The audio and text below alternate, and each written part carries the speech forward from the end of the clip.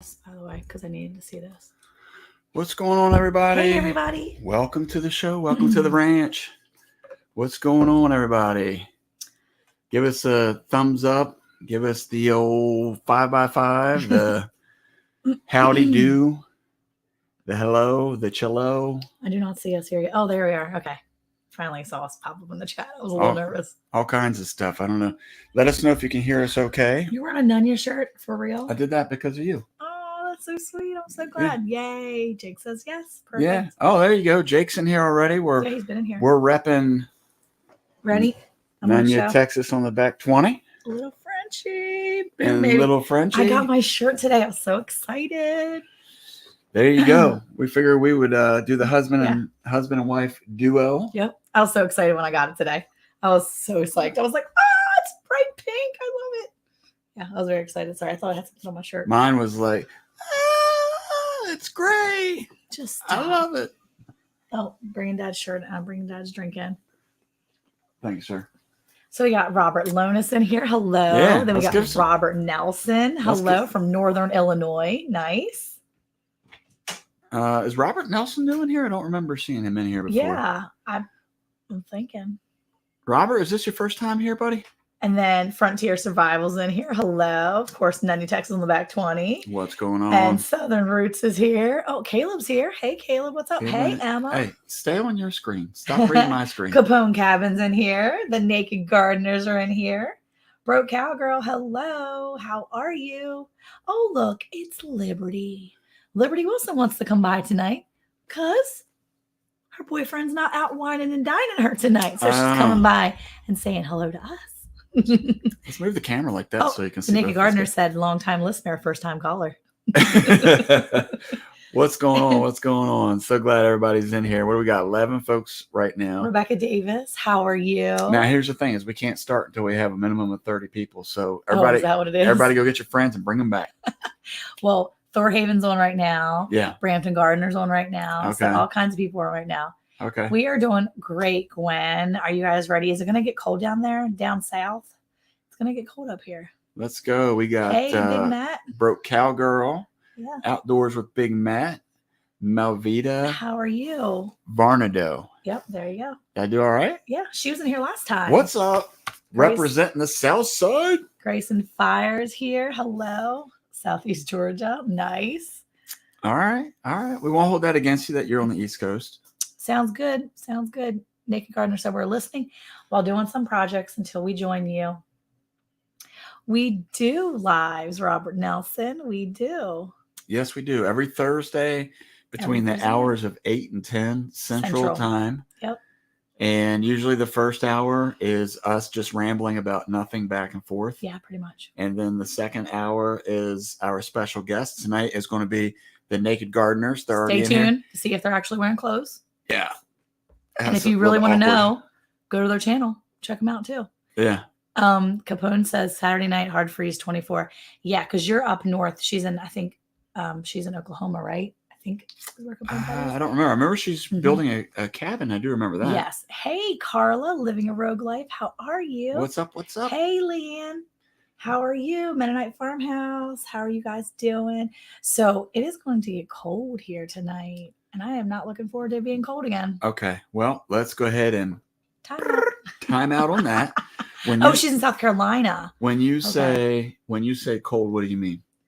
It's supposed to be like a wind chill. Tell the fine folks what you mean. Wind chill of 17 degrees. Wait, what?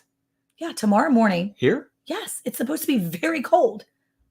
I told you that earlier. Why are you like amping up? Because you're acting like you didn't know. Well, I wasn't listening. Oh, that's what it is. Yeah. Definitely what it is. Yeah, supposed to freeze tomorrow and Saturday. I've saved my tomato plants. Though, yep, dug them up and brought them inside. Oh no! I wonder Gwen said she's South Texas. Yes, so I wonder, Gwen, if you're in that situation, could you? Anybody else that's listening, could you? Yeah, 20. Yeah, it's going to be cold. Robert Nelson has snow falling right now. Oh my goodness. Where's Robert Nelson? What did he say? I don't remember where. Illinois. Illinois. Okay, well, that doesn't count. So I'm wondering if Gwen could, if you've already got your tomatoes in the ground, can you, and like they're established, Yeah, Can you just cover them with like buckets and stuff? I would. Or no, because it's going to be a hard freeze, not a frost. What can you do? That's a good question. Liberty says, hey, it is what it is. I'm an OG subscriber. I think I got a little slack. You do, Liberty. You know I'm just messing with you because we love you. Well, don't be just smash that like button every time Monica whips her hair back. It's going to happen. That's going to be a lot of thumbs up right there. All my seeds are planted. I'm covering with straw and plastic. Yeah, good idea. Jake says cover, yes. Jake, you don't have to worry about any of that stuff. All your stuff's planted in this luxurious greenhouse that people wish to live in. But he's answering your question. Yes, I know. I'm just teasing. Cold frames. Hi, Hattie McHatface. I like that name. I love that name, actually. Are you writing it down? No, I'm literally going to go to that person's channel. You're going to go check out Hattie McHatface. Okay, Hattie McHatface. You have 6 subscribers, but you're pretty amazing, and I may just subscribe to your channel. Just because your name is Hattie McHatface. So probably going to do that. Yep. There you go, Whether guys. you wanted a subscriber or not, I'm now subscribed to you because your name's Hattie McHatface. So, I mean, come up with a clever name and I'll subscribe to your channel, even if it doesn't matter. That's like that one live. What was it? Passamaquoddy. There you go. Yeah. And actually, the funny thing is in that movie, that's in one of the songs they're trying to remember how to say the name because it's the way it's spelled. Let's see. Anyway, Robert Nelson, you count. What I meant was you didn't count with the temperature thing or the snow because you do count. You're up in Illinois, so it's supposed to snow, right? Oh, it's supposed to snow there? Although I guess I was watching somebody the other day and they said that they thought they were out of the winter arena, if you will, but then they got another like 6 inches dumped on them. I think they were further north. I think they were up in Canada. I don't know. This weather is crazy. Freezer bound outdoors. What's going on? Okay, so Capone Cabin said, all my seeds are planted. I'm covering with straw and plastic. And then Jake said, cover, yes. But then Mennonite Farmhouse said, we use plastic buckets in our neck of the woods. Grace and Fire said, we don't use buckets, though. My neighbor did it, and all of his tomato died in a hard freeze. Hattie McHatface, the point at which I got distracted because of the cool name, said cold frames. And then Brooke Cowgirl said, not when it's a hard freeze. Frost, yes, but they are a foot tall, and I'm not willing to lose them. Oh, yeah, they're already a foot tall. That's a lot of growth. So yeah, that's like the where you don't want to take a chance with that. So the Nakid Gardener said, add 4 to 6 inches of mulch on the tomatoes. There you go. So hey, look, you got some really smart people coming up here. Yeah. Now I can't put them on now because then you guys will expect like smart people every time. Yeah, this is true. And remember, the first hour is just full nonsense. It's just nonsense. It's just nonsense, and it's you can't be smart until the smart people come on. You got the Nakid Gardeners are super smarties, like really smart people, and they're listening. So earmuffs. Yeah, Nakid Gardeners, they're really smart people for real. They're too smart for their own good. Yeah, intimidatingly smart sometimes. They would. That's what I would. Like, what? That's what I would refer to as a true smarty pants. Smarty pants, yeah. Like and. Oh, Hattie McHatface is only here because of Nakid Gardeners. Okay, cool. But you spelled their name wrong when you wrote that in the comment. It's naked with an I. Well, maybe it auto-correct it, and maybe he won't subscribe to us because you're trying to correct his spelling. Settle down.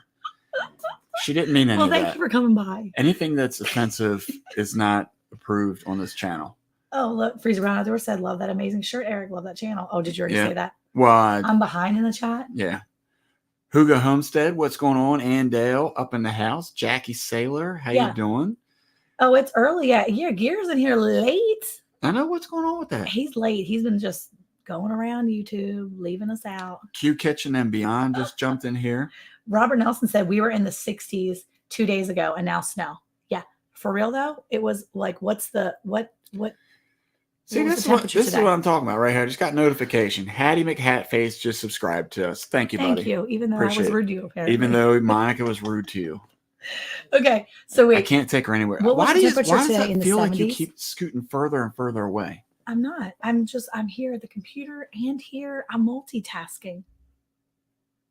Do you want me to just keep turning it to you? No, it's fine. Jackie Sailor's in here. Why did you just sniff your armpits? Well, I did because I'm trying to figure out why you keep moving further away from me. That's so weird. Well, you're like hanging off the edge of the camera. You're like this. I'm not. Ian Dale's here. Hello, beautiful lady. I already said hi to her. Lazy Days Homestead is here. I didn't say hi to her. It's Jessie and Lisa. It's Jessie. Remember? Yes. And then Mennonite Farmhouse said, we use buckets because I worked at Wendy's and they would throw out the buckets that pickles would come in, and I would take one home every other day for 3 years. That's a commitment, Leanne. That's also called hoarding. Hooga Homestead is here. I already said hi to them. Oh, I ignore you a lot of Susie times. Jacobson. Did you say hi to Q Kitchen and Beyond? Heather Lynn from Garden to Table with Heather. Did you say hi to Nisi? No. Bam. Did you say hi to Hooga Homestead? Because I just did. Yeah, I did, and then I said I did, and then you did it anyway. So now you've done it. We've done it 3 times. Oh so my gosh. Now they feel like they're privileged. Let's make it even 4. Hi, Hooga Homestead. How are you? We're losing people because I keep saying hi to Hooga Homestead and no one else. Yeah, nobody wants to hear about Hooga anymore. Did you say hi to Q Kitchen? They said they hoard buckets too. Yeah. You're insulting people. You know what? That's a really that I tell you, buckets are a thing though. It's important. Buckets are a thing. I heard this from somebody, and it wasn't garden related. It was like a tradesman, because a lot of times tradesmen, especially like when you get into like pipe fitting and stuff, they'll put fittings inside of feed bags, or some people say in the South, feed sacks. Anyway, somebody had told me that if you go to donut shops, they also have the buckets, like different sizes. Oh. And they're plastic and they're food grade. Oh, okay. So if you're trying to prep, if you're trying to just look for little buckets to protect your stuff from frost, or looking for a feed bucket for your animals. But protect it from frost, not from freeze. I mean, like if it's a freeze, it may not protect it. Yeah. But you deep bed and mulch and stuff like that, like you were saying, that's so smart. You know what you could do too? What? You could take them little hot hand things. Oh, and just like break them hot hands and put them. Break it and throw it in there. You think? I would. I have a big box of them jokes, but I don't have anything. JRC Homestead, hello. Hey, how are you? Look, Jackie Saylor's laughing at us. Wait, I'll rewind. I'll rewind. You want to rewind? Wait, Nisi said, have y'all tried to edit your subtitles? I will never do it again. I don't care how bad my English looks. My poor brain. I have not. I don't even want to think about that. Okay. On her own, she's saying? Yeah. Okay. Jackie Saylor said she is laughing. Y'all are like in different rooms. Eric says hi, and then 5 minutes later, Monica says hi. That's because I'm on a separate computer. I'm watching it, and I'm saying hi in the chat, and it's scrolling late. No. And he's got live scroll right here, this live feed that he's looking at. You can't try to make an excuse for that, because you're literally 6 inches from my shoulder. So if you can't hear me, I can't hear you. I just choose to not listen sometimes. Okay, look. Robert Nelson said, are you going to the Okie Homestead in Pryor? We are not. We're not. How far is? Pryor is not far. Let me check my calendar. It's not a calendar. It's a map. We are not far from Pryor, though. I think we are about 4 hours. You're blowing a bubble, or you're not blowing a bubble. I thought you were blowing a bubble with your spit, and it was your tongue going. What? How old do you think I am? I don't know. What do you mean you don't know? Well, I know how you are, but you act sometimes really young. Why? Because I'm fun? Because I'm not a stick in the mud? Yeah. Like other people?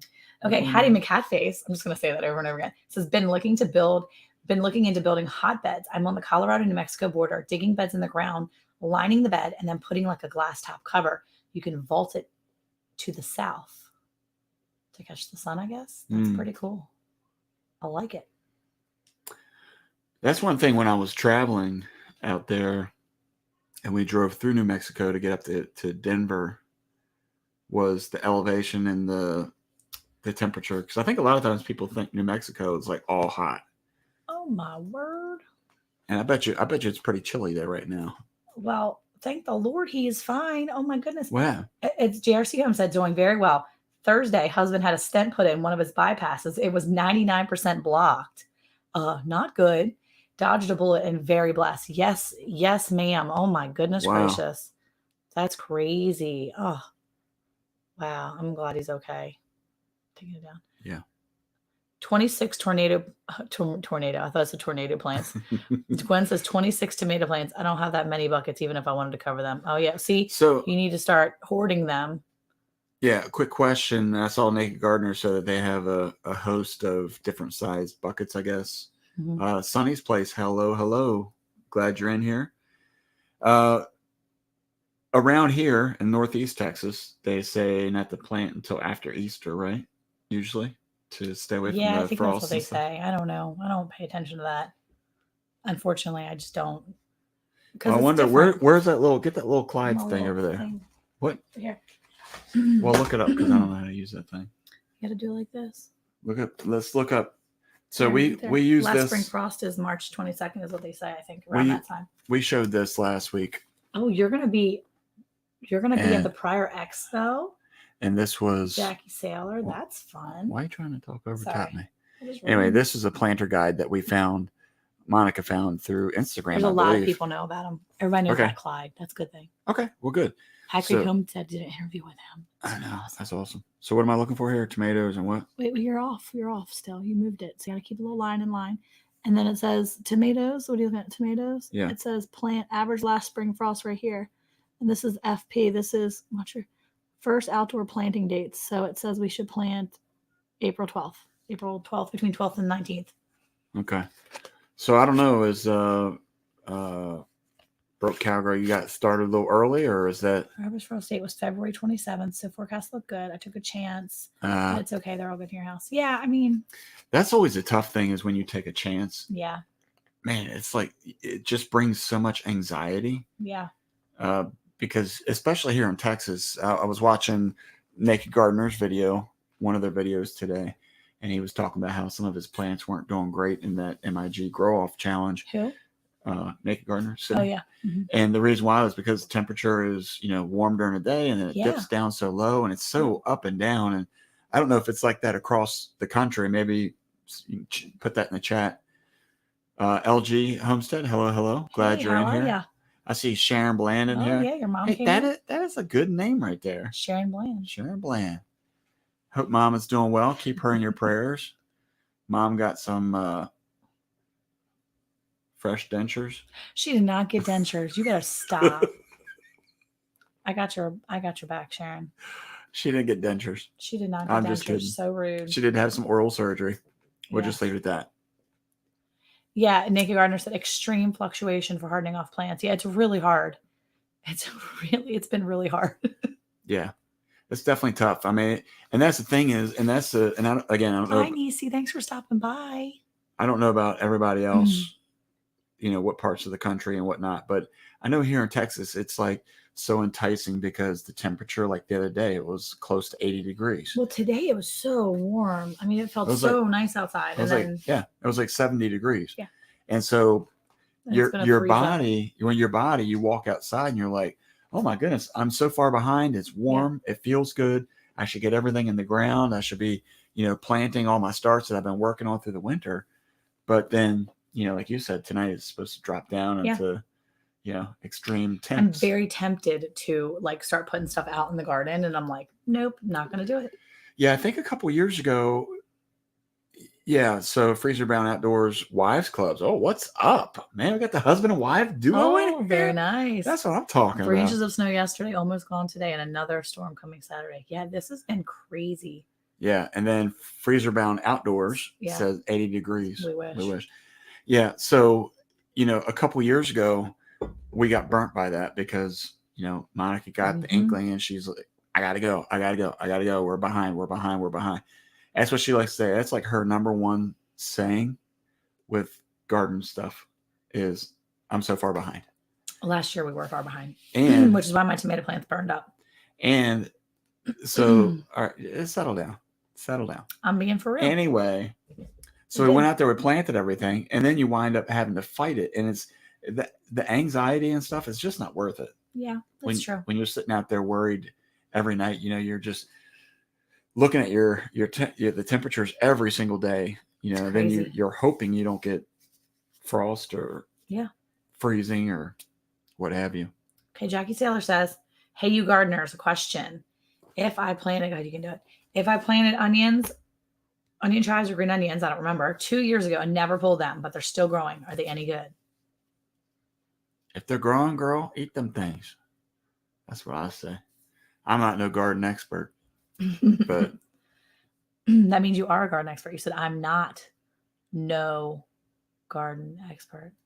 Or is it like, all right, so let me get this right. We have a new subscriber that you wanted to correct his English, his spelling skills. Yeah. Which in reality he actually spelled it correct.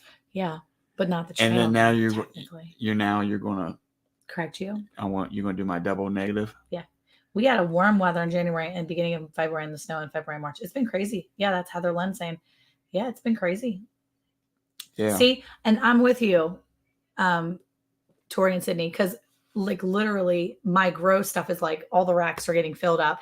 I up potted a bunch of lettuces today because I was going to just put them in the ground, but they're getting big enough they need to come out of the little hex cubes, the little hex trays. Yeah. But they're not big enough to handle outside yet because it's getting ready to freeze. So I'm like, okay, Yeah, just but gonna have to stay in their cups for Yeah. a couple of days, and then we'll put them in the ground with their cups. It's totally fine. Yeah. We'll just keep the grow lights on them. Yeah. When the neighbors drive by, they think we got a full-on grow house inside of our house Yeah, that's true. because you can see the pink lights, Yeah, we look like we're growing illegal substances. which we are not. In case anybody's recording this, No illegal substances. everything is. You never know the way the government's going. Pretty soon they'll outlaw growing vegetables. It's healthy for you. Yeah. Might fight the viruses out there. Eating good foods might fight viruses. Yeah, for sure. Let's Yes, see. the onion tops and chives are still good. Harvest and dehydrate those things. Boom. There you go. Hey, Life with Belinda and Chuck. How are you? I was actually going to say hi to them. Oh, too bad for you. I said it first. Okay, everyone go check out the Okie Homesteading channel after you leave here at 10:01 p.m. What's Robert doing? Robert, come We'll on, have to buddy. go check it out. I thought we were getting along. Where wonderfully. is that exactly? I have to go see what that is. I don't even know anything about that really. I have to go look and see. Oh, I don't have a dehydrator. I'll just use it in my salsas. You do not have to. Yes, yes, Liberty, our parents. Yes, his parents. You can use your oven to dehydrate stuff, Jackie. Because I know if you have limited space in the kitchen, you can use your oven to dehydrate. Yeah, That for might sure. work too. I grow tons of weeds. Feds can have them. Wait, what? Who said that? That was Oh. in Texas. No, Texas. Yeah, I got Hey, you. Miss I got Alicia, you. how are you? Hello, friends. Daddy Beans fan club, president in the house. Whoop, whoop. She is. Okay, Clyde's garden planner. Oh yeah, go get one. There Go you go. get you one. Go get two. What? Go get you one, get you two, and then hand one to a friend. That's what I did. I bought like 3, Yeah. and then I gave one to Carmen over at Jesus Loving Homesteader, and I gave one to my friend Jocelyn because she needed one. So and then I have one for us. They're helpful. They're super helpful. I don't think Jocelyn uses hers. She uses me, asks me what mine says, and then she does it. And I can talk about her here because she doesn't watch ever. My mother-in-law asked me, our front yard has been lit up like daylight the last month and a half. Yep, we're lighting the kitchen window. Pretty much, yeah. Hey, Hobo Goat, how are you? What you doing over there, Monica? Yawning because I'm tired.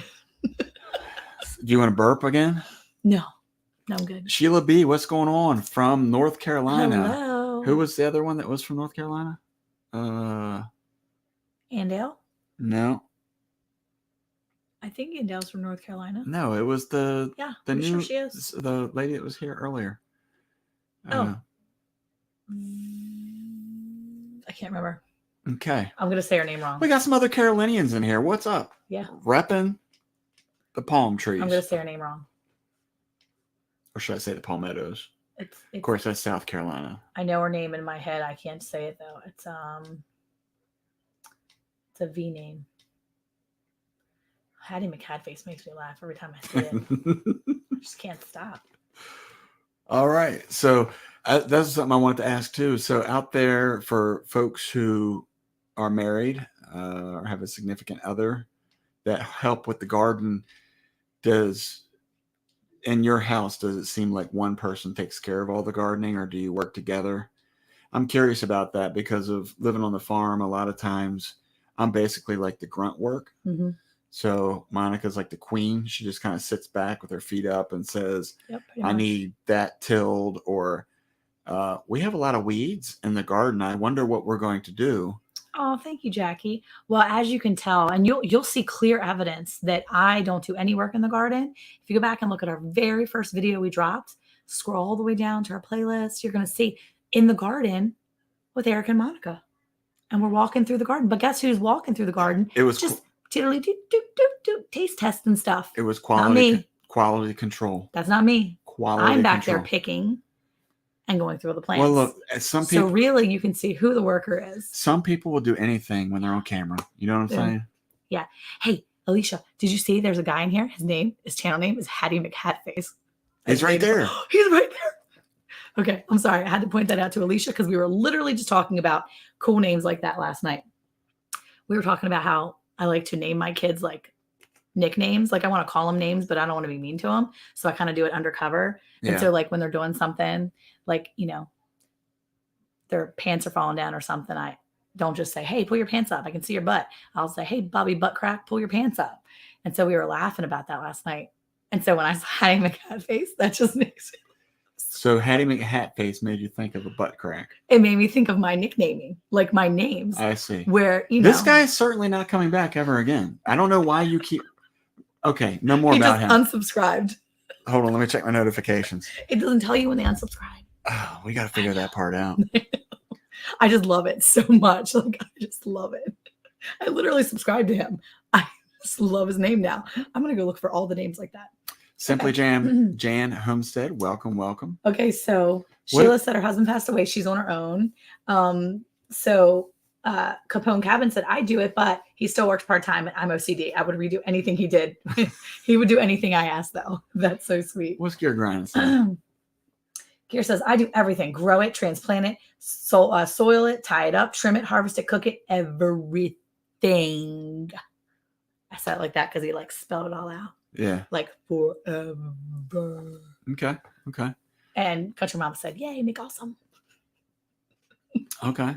Little Frenchie's in here. You want to show Little Frenchie? Wait. Hattie McHatface has really good advice. He said, outcompete your weeds by using a low-growing cover crop that you can till in. And I 100% love that advice. Like what? A low-growing cover crop that you can till in. Yeah, like what though? I mean, if you're walking across. Well, if clover is a cover crop, could you plant clover in your garden, or would that be like out of control? Because clover is a cover crop. Could you or could you use like there's like peas and no, not peas. What is it? Medium red clove. They're clove and winter rye is perfect to plant now to compete with those weeds. Yeah, see, good idea. Yes. Hey, Little Frenchie. Okay, look, I got a new shirt. I'll show you guys my new shirt since Little Frenchie's in here. Look at my shirt. Look at my shirt. Bam, baby. Little Frenchie in Big Texas. Isn't that the cutest thing? I got my pink shirt. Thank you so much, Little Frenchie. I love it. And it's so cute. So my pants were all discombobulated when I stood up.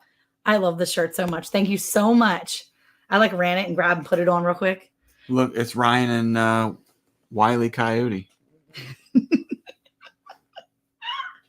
Hello. What's going on? I can't believe you guys stopped in to watch Matt us Hager, on your how date. Are you?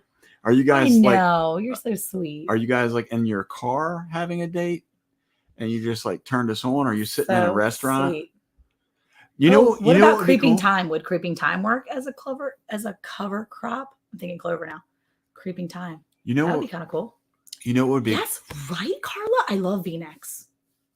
So cute. Love creeping. Hattie McHatface says he loves creeping thyme. So maybe that's a good idea, Capone. And yeah, Jackie said clover, radishes, carrots. Carrots? Is that considered like a cover crop?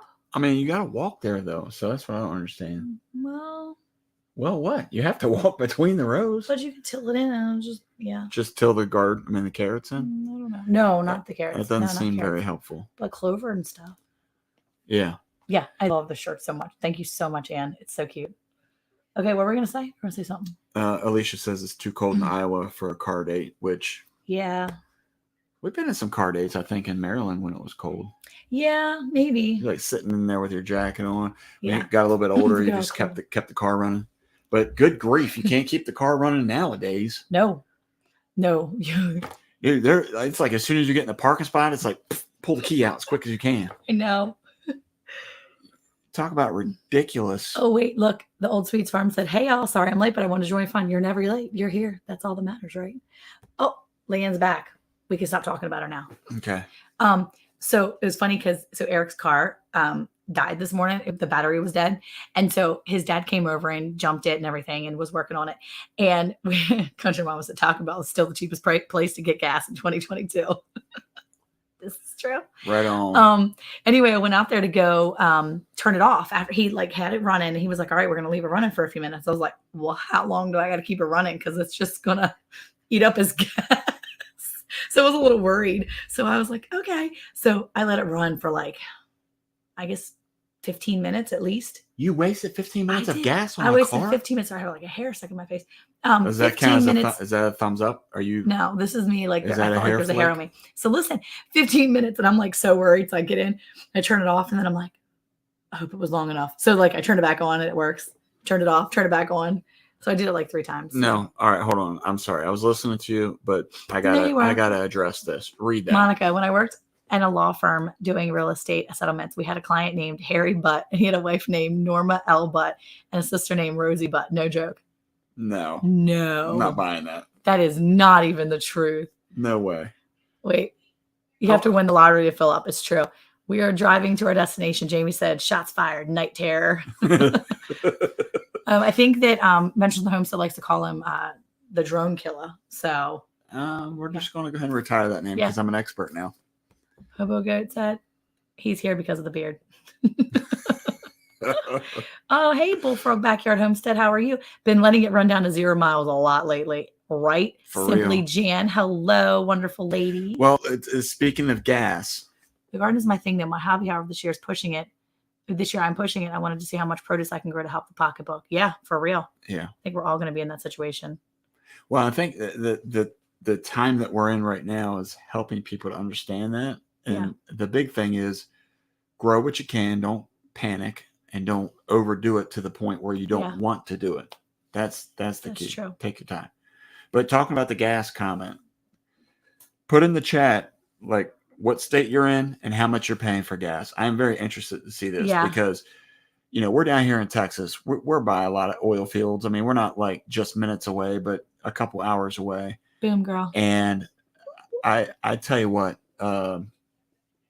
just to see the prices of gas is ridiculous. And I got a little short video that's going to come out soon, but I kind of address that. I wanted you to see that at some point. Okay, you have a second video you got ready? This is a short, but I wanted to show it to you. I think there's a valid point in there. I think most people in here would be on our side with that, obviously, because I think most people in here don't mind working for the money. Oh my goodness, it is so expensive. Look at them gas prices coming in. Yeah, let's see where we are here. Are you working on that? I'm just popping up stuff. Sheila B, $3.99. How is she cheaper than us? Life with Blended Chucks, South Mississippi.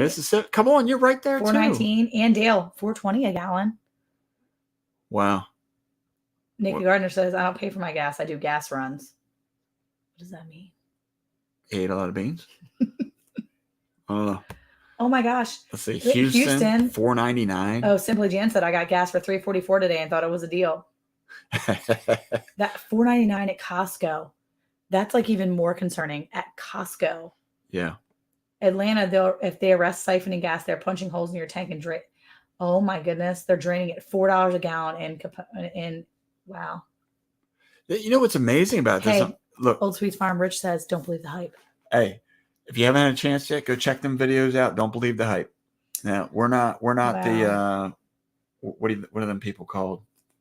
Where they're like the apocalypse preppers and stuff like that. We're not like that. We're not doomsday. Doomsday. There you go. We're not like that at all. But we definitely like to be prepared. Hattie McHatface is 440 in New Mexico. We actually have and Jackie Sailor's 436. She's in Florida, right?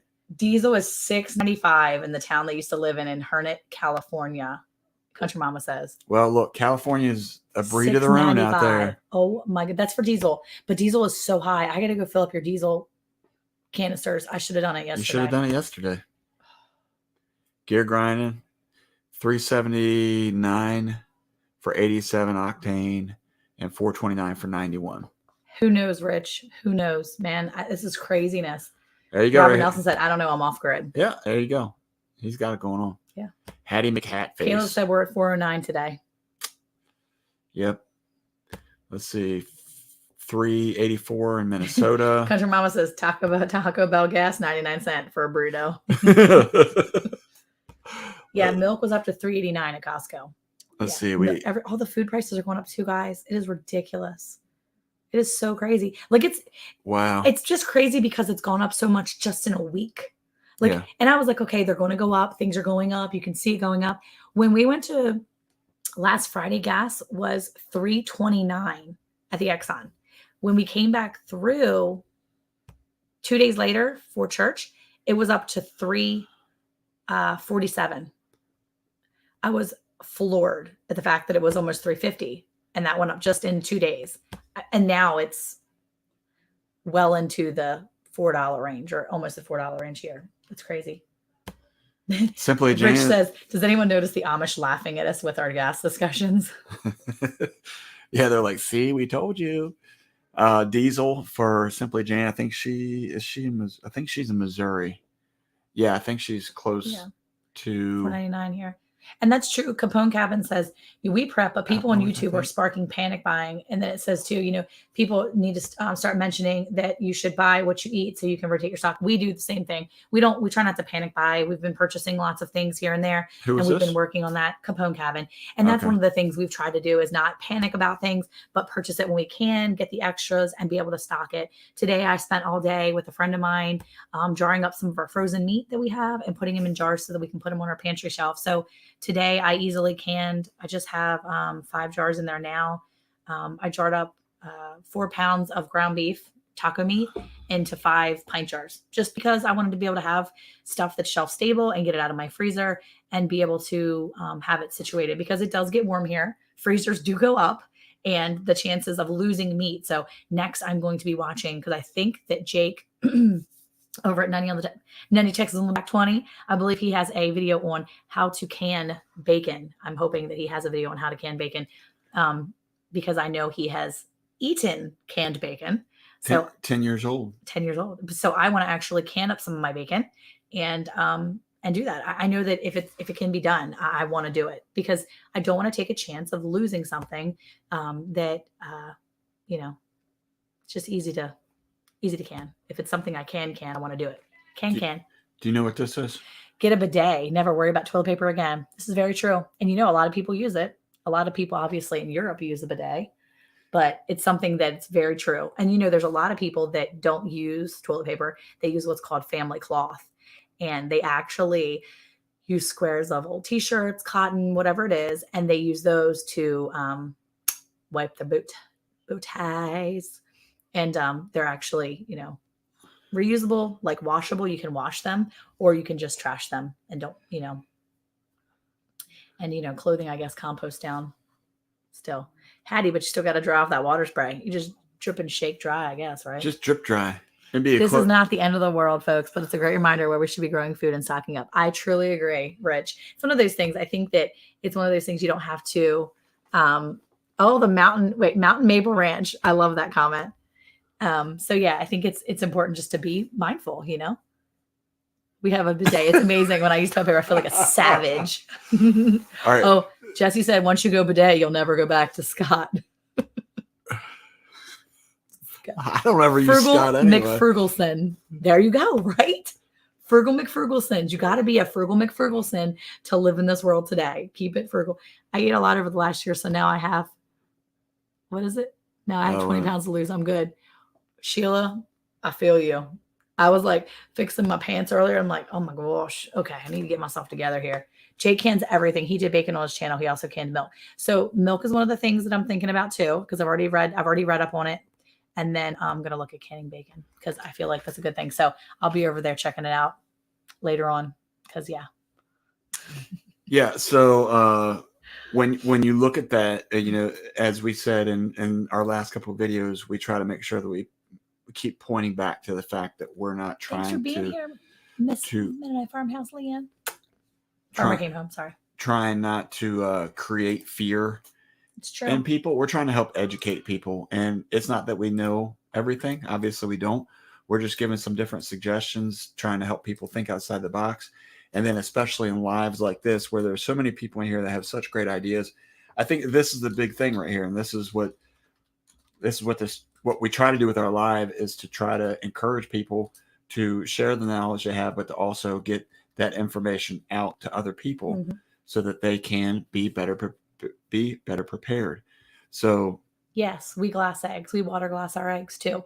Whenever I get duck eggs that are clean, because my duck eggs are oftentimes not as clean as chicken eggs, I will take them as soon as I get them. If they're clean, I take them and I try to get them into into my water glass container. So I've got one, a gallon. Actually, it's a half gallon right now. But because I'm just doing the duck eggs right now, I'll be starting to do some more of them as they come, as they get cleaner because now it's going to stay drier, hopefully for a little bit, and it won't be so cold that they won't freeze. So once this last freeze is over, I'll be taking more of my half gallon jars and the other jars, and I'll start water glassing them more. I used the last of my hamburger rocks. Hamburger rocks. They were 8 years old. Dehydrated a new batch today. Wait, what? You dehydrated hamburgers? Seriously? You can do that? Yeah, see, Alicia said she's water glassed eggs too with mixed results. I have done big buckets full. And like a 5-gallon bucket. Like a 5-gallon bucket, because I've heard that you can do it. I've seen it done. And I did that first. And that didn't go so well because one cracked inside and ruined an entire 5-gallon bucket. If I can do them in smaller batches, unfortunately it takes up more room, but I'm hoping I'll get better results so that if one messes up the rest, I don't lose an entire 5-gallon bucket, because that's what happened last time. So Jackie, water glassing eggs, it's when you can take, it's when you take your eggs very clean, fresh from your poultry's body. You take the eggs and you basically get the eggs, you collect the eggs, and because they have that bloom on them, you don't wash them. You put them into a solution of water and lime. It's not just regular. It's like the pickling lime is what I use. And you mix that together and you can actually put it in a jar of the water and pickling lime. You put the eggs straight in there and they'll keep for a long time, up to, I think, 18 months. I've used mine up to 8 months successfully, but then I ended up having a bad egg and made the rest bad. So maybe the big bucket's not the best way to go. Maybe it's something a little bit smaller. Well, so you have yours, and Carly uses her 5-gallon Igloo water container. So water cooler. Oh, that's a good idea. Yeah, but it's the 5-gallon bucket, right? It's a 5-gallon, or no? Well, that one is what she's talking about. Shameless plug. We'll be doing an in-depth gun cleaning video this weekend. Tips to save you from visiting the gunsmith. Very nice. Awesome. Definitely go check out Capone Cabin. I'm going to be putting some links up in a second too, guys. Bear with me. I'm sorry. They must be laid that day. Yes. Or I use them that day. Yeah. As soon as I get them, I put them in there. It's kind of what I was saying. Yeah. Yes. And it has to have the bloom still. Do not wash it. So you can't do it, Jackie, with eggs you're going to get from the store. And if you do want to do that and you don't raise your own chickens or ducks, what you can do is you can actually ask your farmer if they cannot wash your eggs for you. And so if you have someone that you get your eggs from, just ask your farmer if you can have those eggs without the bloom washed off or rinsed off, and that way you can water glass them. So I feel like that's a good idea. My first limed eggs was a success, doing it again this spring. Yeah. I mean, like, I've had success with them. Like Alicia said, mixed results, obviously. So I have had success in the 5-gallon bucket, but I've also had a failure in the 5-gallon bucket. And so I think some of that jostling around ended up cracking an egg, and then it went bad and made the rest of them bad. So one bad egg in a batch can ruin everything. So, well, the other thing I guess you could probably need to be careful of is like the location, because it's where it was in the pantry. It could have been like moved by somebody. It could have been, yeah. It could have caused something. Yes, you did, Alicia. The head nod. Yes, exactly, Capone. Fresh, unwashed booty nuggets. That's exactly what you need. And I use mine. I use a 1/2-gallon mason jar is what I'm using right now. The real big mason jars. They come in a 6-pack, and I buy them that way. Have I ever made jam? Yes, right. I made around 2 dozen pear jam. I live close to you. I would give you a jar too. That's so sweet. You are so sweet. I have not made like fruit jams, but I have made. Say it, girl. What, jalapeno jam or pepper jam? I've made pepper jam, hot pepper jelly, hot pepper jam. I do that. But you like the jam. Yeah, we make a lot of that jam. It's awesome. Yeah. Hey, Barry, how are you? Yes, don't put all your eggs in a 5-gallon bucket. Don't do it. Yeah. Jackie said, my friend just bought an acre of land about an hour from me, and I'm thinking about buying some chicks and a brooder. Yeah, why not? Again, Jackie, we were talking about it before. Be resourceful and talk to your friends and family. When we were in Maryland, that's what we did. We lived in a townhome. We couldn't have chickens, or we couldn't really have a big garden because our Oh, yay. I'm glad you guys liked it because of the regulations there. So, one of the things that we did was we talked to my dad and my sister mainly, that was living there at the time. She took care of our 5 birds. We went in, she even named a bird. She had her own that she named, and she collected the eggs during the week. And we would go over there on the weekends to clean out the coop and take care of them. And yeah, and then my in-laws, they had a big space that we put a garden down there. So between my in-laws and my dad and sister, we were able to have chickens and have a big garden. And it was really awesome that way. So be resourceful and use the people around you. I think that's such a cool thing to be able to think outside of what your living space looks like and do other things. We totally were the exact thing. Yes, we were, Alicia. But it's super important to keep mentioning because sometimes people don't catch it the first time, and it's really important to talk about. It's just making sure you're thinking outside the box and using your resources. Yeah. So if everything goes accordingly, we have a video that's going to drop tomorrow, which is all about raising some of your own meat. Yeah. And some people, as we've talked about in our previous videos about not believing the hype, is the fact that you can produce your own meat. And some people think that you can't. So this is just a little plug for a video tomorrow. I think it's kind of a lighthearted video. Normally I'm more of a serious type guy. I haven't seen the video yet, so we'll see. Maybe I'll see it when you guys see it. I gotta get production to sign off on it before we put it up. But I did have a question. Jams, jelly, syrups, and wine every year. That sounds awesome. Jillian Carey. That's cool. Swede, is that Rich? You said? Yes, Rich. Okay, so Sweet, Rich. Old Sweet's Farm. Rich had put something up that in Minnesota you make Jimmy Jam. Yeah, what's Jimmy Jam? I don't know what that is, but Jimmy Jam. But I'm very interested. I love learning about all these different parts. And by the way, if you ever see me looking up here, it's because I have the U.S. a map of the U.S. up we here. have a map so right behind it. I'm always looking at like the different cities and states and stuff Connor's like that. Curiosity, welcome. Oh, right? He's got a great channel. If you're looking to check it. Okay, so 2 things. One, everybody. Connor's Curiosity. He is a teenage kid, super nice kid. I don't know. I haven't met him in person, but I watch his videos. He just seems like such a cool. You got to be careful about supporting him. He seems like such a cool kid. Him and his dad go out and they go.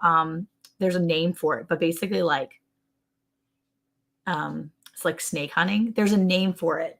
It's like on his channel. There's like a name for like hunting snakes or like hunting anyway. He goes around and finds snakes and he like puts things down so that the snakes will have a shelter and then he can come and like find them. But he doesn't like fuss with them. He just lets them be. Yeah. But it's really cool. It's almost like you're on a scavenger hunt and you're going to go find snakes. It's really cool. So anyway, I like watching his stuff. My kids like watching it too. He also does videos with making his own fishing lures. Yes. Yeah. And that's right. Fishing and stuff like that. He's already catching fish. The other day it was gigging. I don't think it's gigging. It was really cold outside and he's out there catching trout or something. I don't even know what it was now, but oh yeah, the olive oil thing sounds good. That's definitely a thing. Yes, you need to talk to your husband and getting a piggy. And then let's see. Rich said Jimmy Jam was one of the leads in The Time and one of the best funk bands. Watch Purple Rain and see The Time. No, I'm not watching Purple Rain. I'm sorry. I'm just not. Oh my gosh. What's my husband in the kitchen now. Okay, it says Jimmy Jam. Growing with Hudson. How are you? So glad you're in here. Abundant Acres Homestead. Hello. You know what? Did you say hi to Grace and Fire earlier? I did say hi to Grace and Fire. Okay. Herping. Good. That's what it's called, Barry. Herping. It's called herping. So cool. Oh, he said it right there. Oh, there you go. There you go.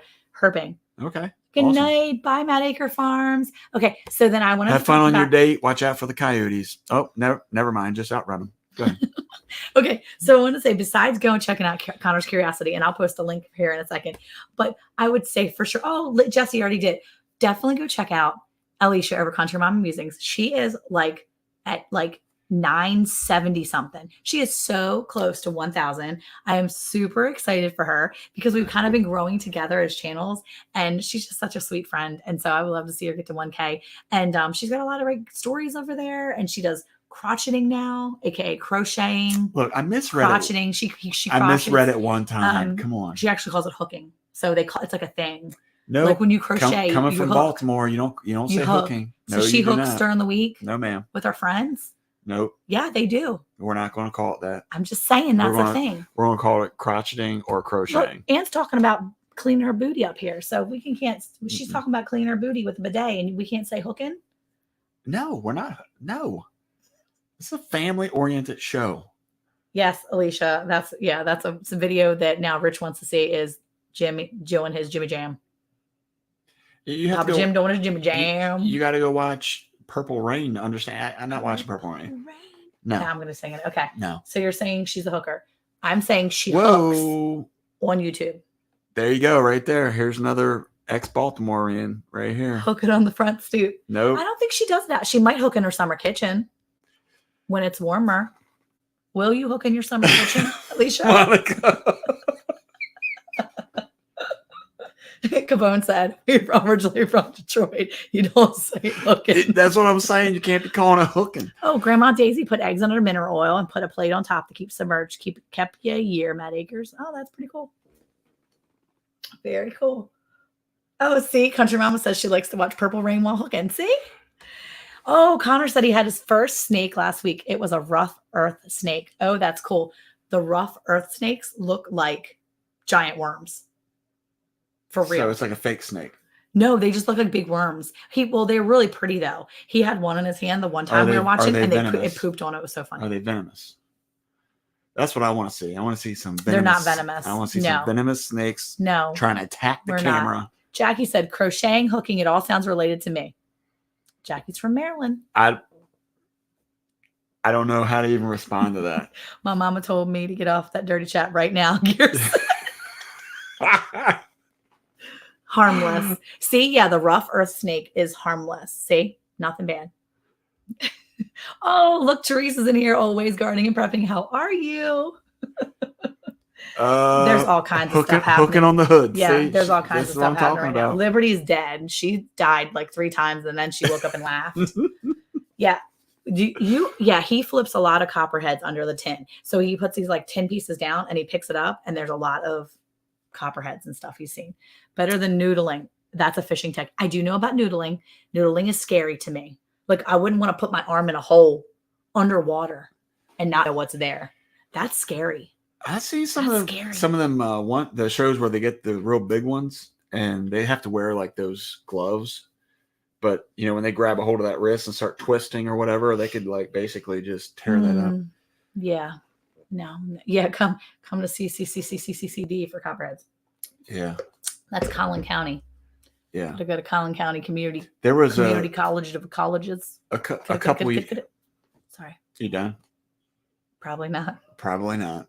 There was a couple years ago was when they had an influx of copperheads around here. You remember that? Mm-hmm. And the one lady on the news program, they had killed like 40 of them and just kept putting them over top of their chain link fence because they were just nonstop. They just kept coming. What was it? Copperheads.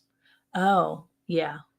I thought we were talking about noodling for a second there. We're done that. We Liberty said people lose fingers from noodling. Yeah, that's scary. That sounds pretty dangerous. You'd be like, I caught this fish, but I lost that finger. Yeah, I'm right here with Rich. Rich is like one of my new favorite guys. I know. Up in here. Monica feeling all right tonight. You're getting a bunch of comments tonight. Mm-hmm. Yeah. Thank you, Connor. All right, I'm going to go. Connor, you're too kind. He's so sweet. Great channel, though. Yeah, my kids love this channel. We love. My boys love it. Supporting everybody that's out there. Yeah. You know, as we've said before, and I will continue to say. Right? Don't be putting nobody's arm in muddy crevices. That's true. No, Alicia. No. What'd she say? I missed it. Who loves hooking? My friends in Texas. No. Farmers' wives do. What? I don't crotch it at all. I'm not good at that. That's probably not even a good combo to say between the two of them. Hey, Carmen, we're talking about crocheting and noodling and chirping. This can get out of hand quick. We better. Hey, Gary Brown forging on. How are you? We might want to switch gears. Carmen only came in to see our guest tonight. Yeah. I feel so. Oh, I've been looking for her. I figured she was going to come in just about 6 minutes ahead of time. She did. 6 minutes ahead of time. Right here where she is. I'm good. Simply Jan said, we're getting the cattle on our land this week. Yay. Oh, that's so exciting. It's not ours, but we rented our pastures out and we'll be getting a milk cow as a barter. Awesome. That is awesome. Congratulations, Jan. That's great. Snake, they do taste good if well cooked right. Okay, so I've cooked snake before. I had only been in Texas for like a year, and it was okay. It was hard. It was different. I don't know. Forget noodling. Crocheting is fun till you lose a finger. Yeah, it's serious business. Serious. Milk cows, 33 watching, now 3. I'll be back for sure. Well, there you go. So Thank as you. I was saying earlier, hey, Tina Ladybug, how are you? So Hey, glad you're in here. Tina. What was I going to say? Oh, that we support everybody. So if you have any big milestones, any videos, feel free to put it in the chat. We're not, it doesn't offend us or upset us that people are putting stuff in the chat, just like Capone did earlier. She's got a video coming out this weekend. And I'm going to be honest with you. If I want to watch a gun video, I'm definitely going to go to somebody that has the last name Capone. I bet she knows about guns. Dude, for real. Those are the people you want them to teach you all their skills behind guns. Yep, I agree. Yeah. Oh, I'm way up in the chat. I got to go back down. Yeah, so definitely a lot of channels in here. I wanted to make sure we put that out there that we're supporting everybody. It's super important to make sure you stop by these different channels, check them Liberty. out. What did she say? She said, down here in these parts, we hooking and noodling. And she laughing face. Where's her mama? Get her on here. We got some business to talk about. Oh my goodness gracious. All right, I'm going to start putting some links up. That'll give you a chance to talk. I don't know what to say because, the thing is that if you just give me the floor and then you're lost. And there's no interruptions, You're it's lost. like, what's up? Let's see what Capone Cabin says. My husband builds guns and just retired as a director of gunsmith at the college. That's awesome. That is so cool. That is good information to know right there. Yep. Let's see. We got an announcement here. I'll be having a super big 1K giveaway the end of March. I'll tell about it very soon. Thank you for helping out so much. Did Andale hit 1K? Did she finally hit 1K? She did. Okay. Oh, wait, Eric, if I could say this. Hey, y'all, my hooking friends in here. Come on over to my YouTube house for my #heirloom Afghan cow, CAL. I think that's where Who was that? That's Alicia. Oh. She actually does her crocheting on camera. Okay. On her YouTube channel. See? She does all her stuff. Well, I saw that Hedgehog Homestead. Tina Ladybug had a message retracted. You think she was just getting a little too into it? She retracted her own message. I need to go see what it is. Can you see what she wrote? No, I can't. Don't. Oh, man. She was getting a little feisty. She may have said something that she shouldn't have been saying. She knows it's a family show. She had to pull it back a little bit. Let's see. Hedgehog's Homestead. Hello, how are you? So glad that you're in here. Yay, and Dale. So awesome. Oh, there you go. Awesome.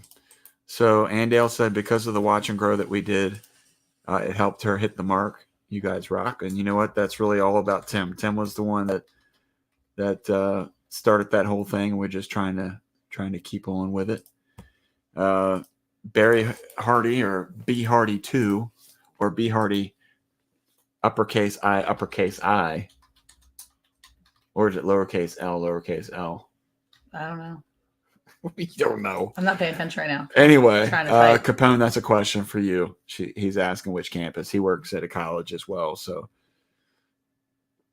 let's see. Life with Belinda and Chuck. I think we've already said hello to you. Hello again. Let's see. Congrats to everybody. Yes, for sure. That's awesome. Let's see. We've got a little WTG. Ann, what's up? That's a way to go. I just kind of figured that out. So proud of myself. Yep. Any other announcements we got going on? We got a little over 2 minutes before we bring our next guests up here. Oh, you're going to make them wait 2 minutes? Let's see. You can't just pull it up there. Yep. So Capone saying, I'm so glad you mentioned not to panic buy. Lots of channels suggesting rush out and super stock. Another problem is during a bad situation, you don't want just Pop-Tarts and Debbie cakes. That's true. Yeah. And that was the thing. So in preparation for tomorrow's video, I asked Monica this question. If somebody asked you how you would prep because the power is going out tomorrow.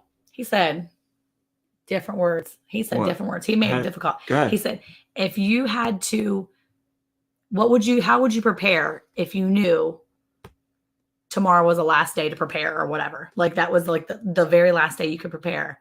what would you do right now to prepare for tomorrow being the last day, or what, like for things happening tomorrow? What would you do right now for things happening tomorrow, or whatever? And I was like, right now, I mean, I should have said wash laundry. Well, she said nothing though. I nothing because I feel like I'm prepared enough. Well, there's nothing I could possibly do. But the other thing is that I mean, I could. We should be preparing. I should wash underwear. We should be preparing now. Wash underwear. Don't wait until it's bad. And so if you prepare by learning how to grow, and maybe not even at the scale that you want, but just being able to do it, knowing how to do it. Skill set, building your skill set. Super, super critical.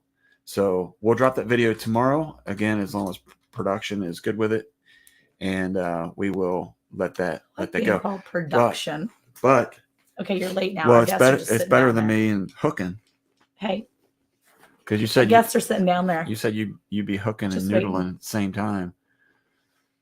Yes, it's true. Fear will make you do all kinds of ugly mistakes. Never do anything in fear, including panic buy. It's true.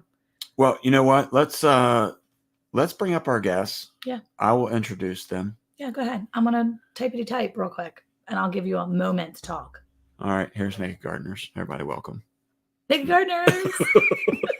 That was so. They're not really naked. That was so lackluster. I know. They got shirts on. Ta-da! This is not. Oh, whoa. They were shirts. Keep it on, everybody. Keep it on. I'm watching them in the green room.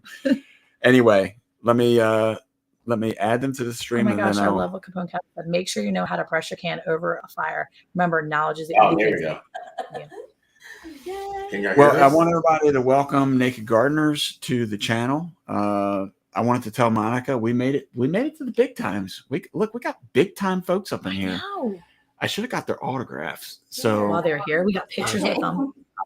I would have let them sign my chest. Like, sign my chest. Oh, you should let me sign your beard. Sign the beard. I would let you sign. I'd shave it. You could sign it, and then I'd let it grow back, and that way it would be there for years to come. Oh my gosh, she's ridiculous. Well, we're so glad that you all are here. For those of you who don't know, the Nakid Gardeners, they are big time. They are big time. They're big time. This is Sidney and Tory. Welcome to our channel. Thank you for that was really weird. I was trying to that was weird. I was doing great, and then you jumped in and you shouldn't have. Whatever. So just jumping right into it, maybe kind of give a quick background as to how you started your channel and where you're at right now, and then maybe we can kind of go back to that conversation that we were just having about preparing. Do you want the he version or the she version first? Because we have different versions. Whichever one's most exciting and would cause mine is.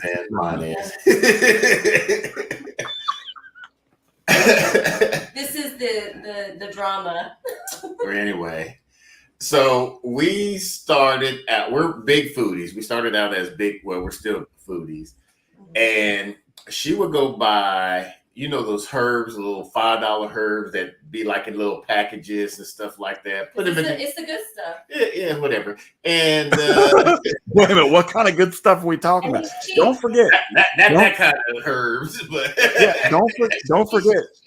This all started. Don't forget, I'm from Baltimore, so you got to be really careful about the word choice. Yeah. Okay, well, we're from Texas, and so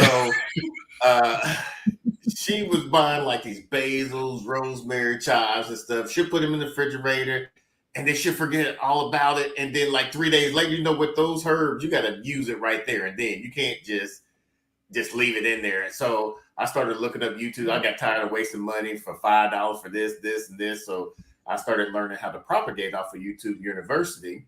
And I was like, oh, this seems pretty easy. So we just started growing stuff. Like, she introduced me to spaghetti squash and butternut squash. And artichokes. But they don't have seeds yet. But anyway, so let me talk. Don't be like Monica. Oh. Amen, brother. Amen. That's what I'm talking about. I missed the majority of it. I was busy typing. Oh. Good. Yes. Keep going, Sidney. This is going to be great. Type something. Type them up. I'm trying. Man, come on.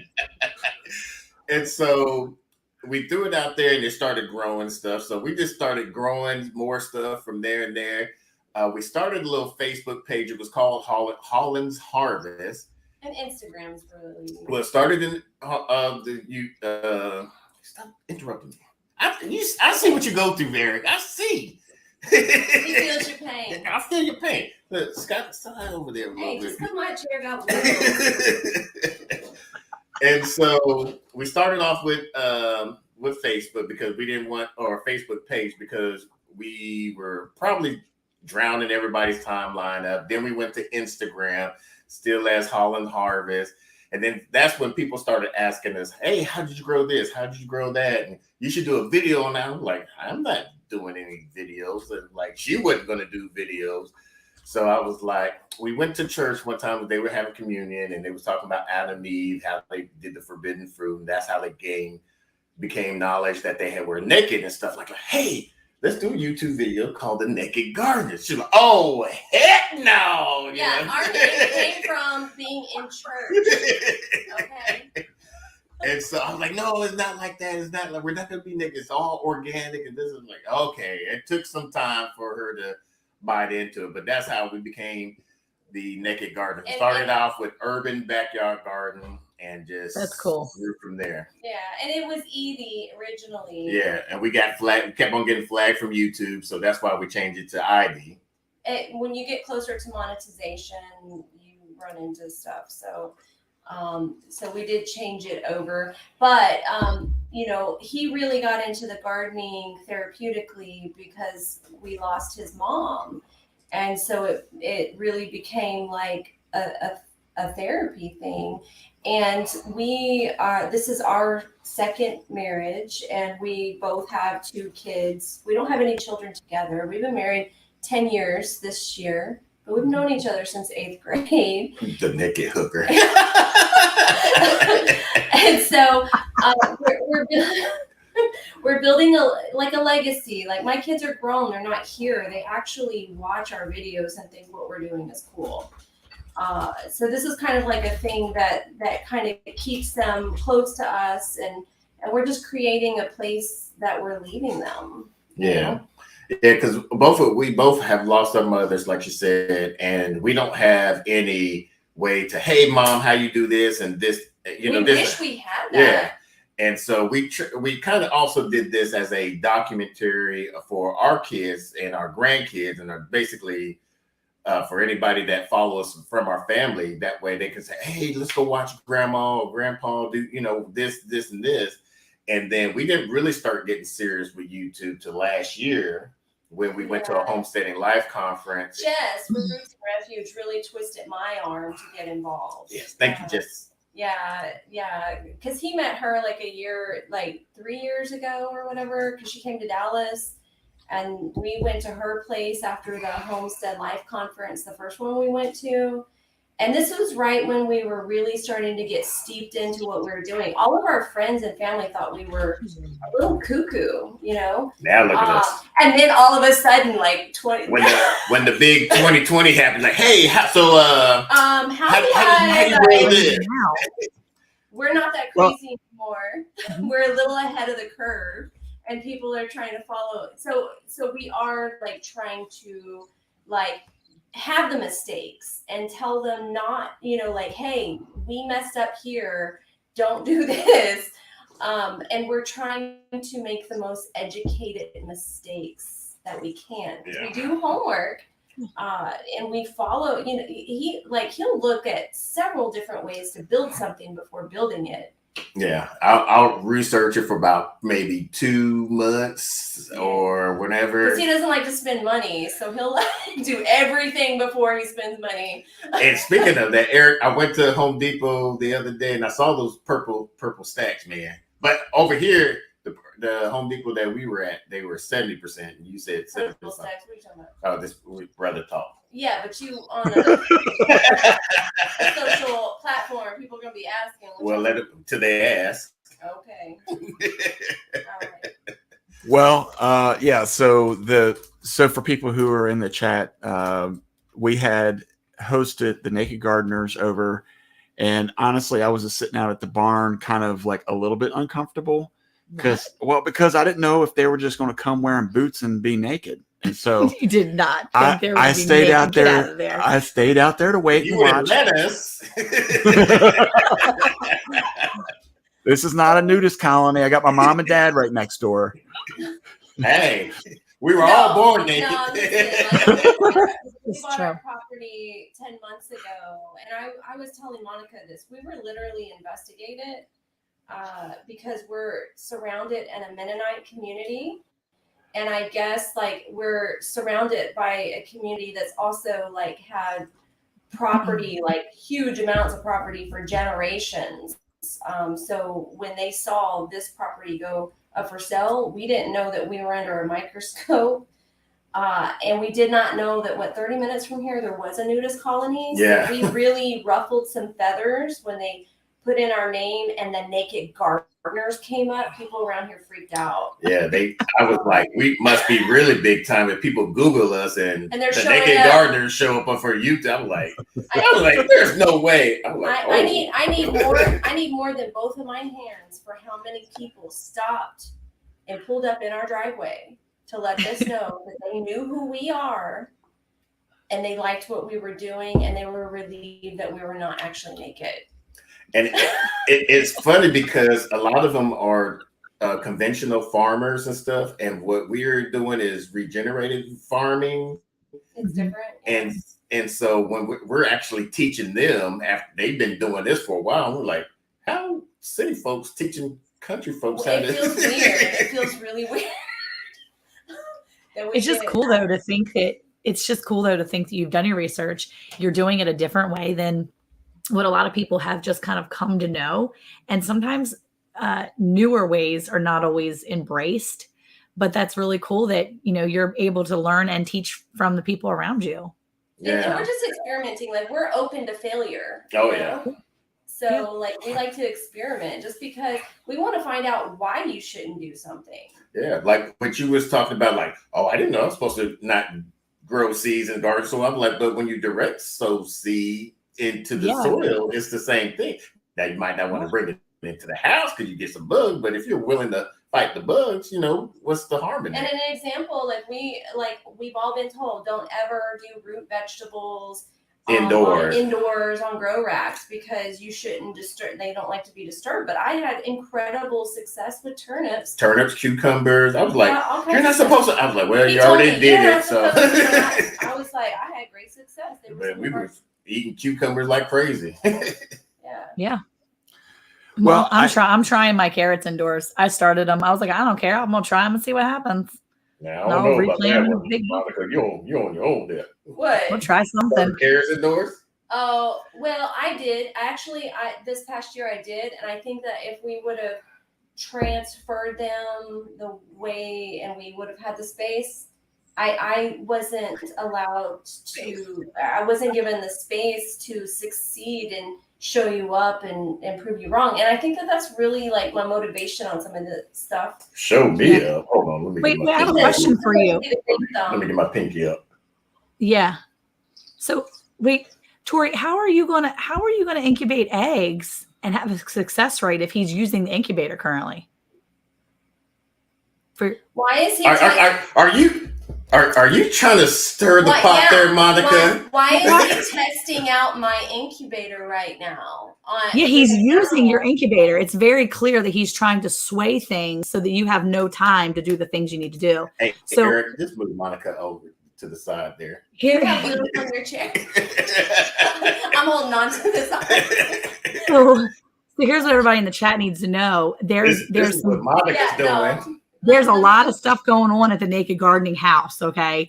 And Tori is trying to do a project, and Sydney's just like all up in her business, and it's just so sad. The video hasn't been out yet, Monica. No, there's nothing. I'm not telling nothing about it, but I did see on Instagram today that the man was it Instagram you posted, or was it in your community tab that you posted that you put eggs in an incubator? Yeah. On duck Instagram. eggs. Mm-hmm. Duck eggs, that's right, Instagram. And I gave him eggs to eat. I was like, here, a friendly gesture. You only have a few duck eggs. Gave him some eggs. And here's some eggs from a friend. Go eat them. It's good. Eat them, enjoy. He's like, I'm gonna put them in an incubator. Woohoo! All right. I just want to. Duck eggs. Sydney, do you understand why I don't have any friends now? You see why? Me too. We need to start spending more time together. Trip. We need a bro Yeah. trip. We need to Oh meet. my We goodness. need to meet halfway. Oh my goodness. Okay, wait, let's So- see. so- Capone says, I direct sprayed my seeds already in raised bed covered with straw and plastic for the first time. Was this a mistake? See what Capone Cabin said? She's in What Carolina. my seeds already in the raised bed. What USDA grow zone are you in? Yeah, that's the first thing we gotta ask people. Even though that really doesn't matter, but it kind of gets, or at least where are you at? What is your first frost day? I should ask. There you go. Or And your yes, last Gear, frost. 28 days for duck eggs. Yes, Gear. As a matter of fact, he started those, and we're going to be leaving town, and I have to have a neighbor watch them while we're gone. Yeah, because we're going to Utah. I was like, wait a minute. That's why I was messaging you. I'm like, how long you had those eggs? And I'm like, oh, we might be gone when they start hatching, possibly. But our neighbor is Grow Zone 8. What I normally do, and this is just me, I'm not sure if anybody else does this. I always do a 10-day forecast. However, we normally don't transfer anything out until one or two things. The soil is at least 60 degrees, and about a week after our projected last frost date. yes, you got to babysit those eggs. You have to make So I have the incubator I have will turn them and all that other stuff, but you do have to make sure that humidity is right and set it a certain way, like the last 3 days, and that just happens to be in the window of us being gone. But I'm going to be watching her goats when they go out of town. So we're really lucky where we moved.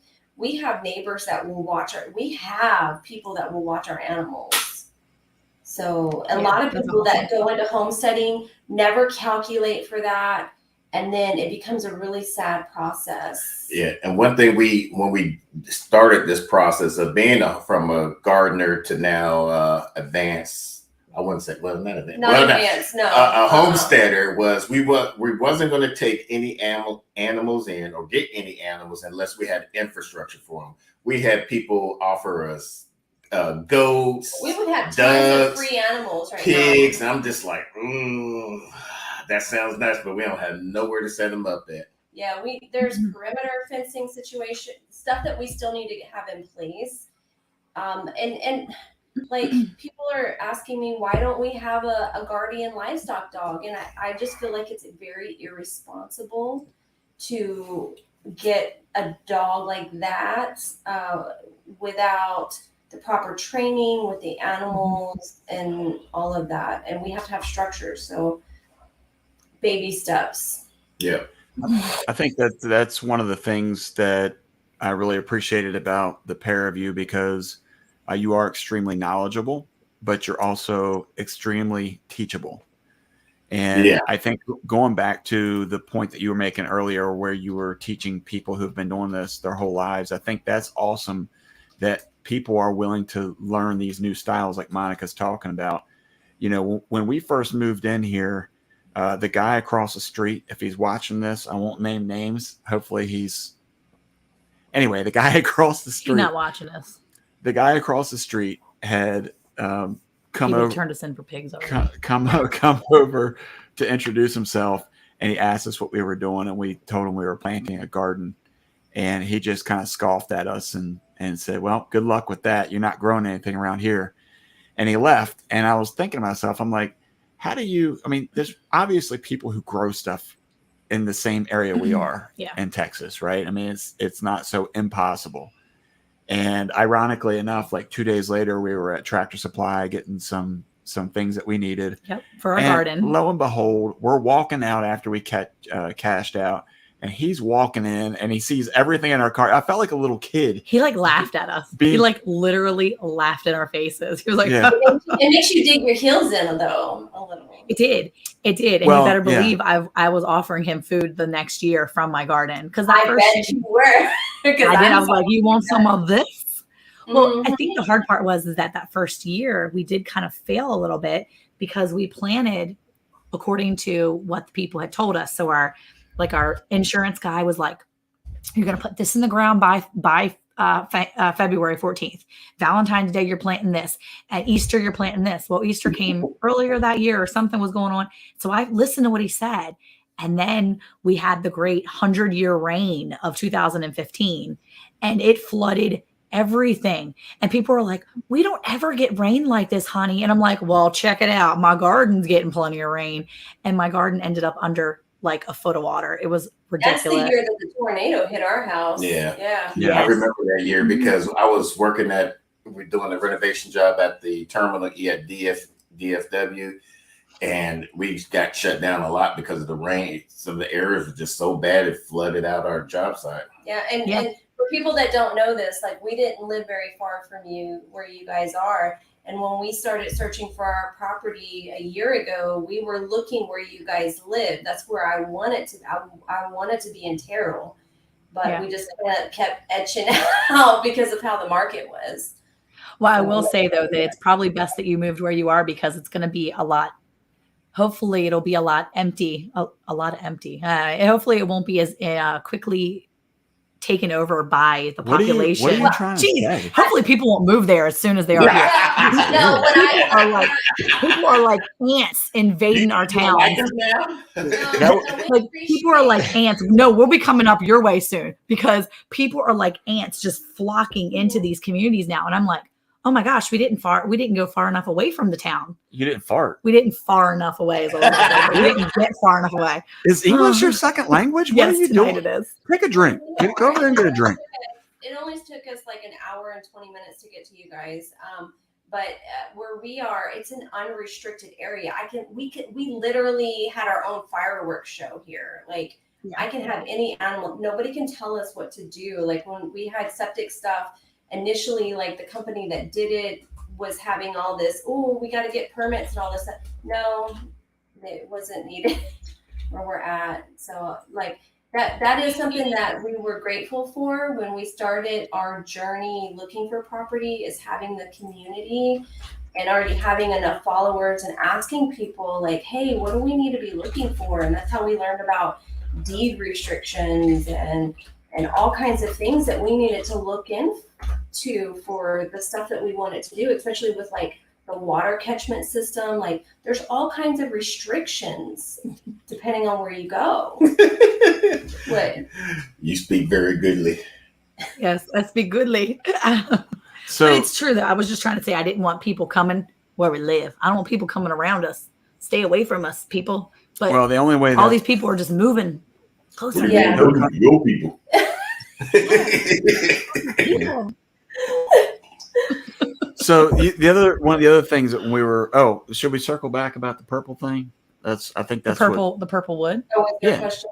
Yeah. Yes. Yeah. So see, that's how I get distracted, and then Monica just keeps talking, and then I hear you. I'm sorry, Sydney. What? Anyway, before I was so rudely interrupted, if you go to Home Depot and go back into the back of the lumber section, there is a cull section, CULL. Monica always says I say it incorrectly. Cull. It's the cull. Cull. This is the woman that Cull. can't even speak, and she wants to tell. Are we Anyway, starting on this? you leave it alone, woman.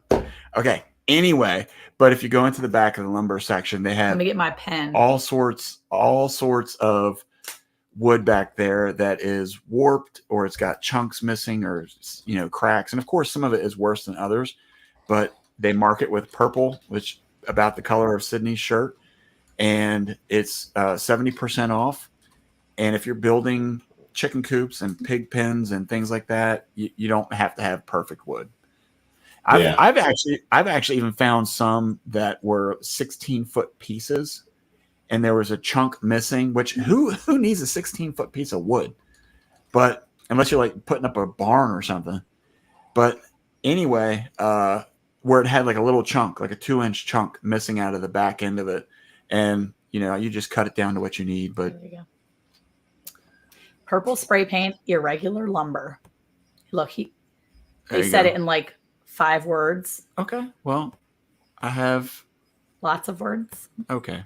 Anyway, the other thing is that I was going to mention too is, and we've talked about this a lot on our lives. Monica did a video on it for the Ormsby Farms Homesteading 101 course. homesteading collaboration, which is buying what you're ready for.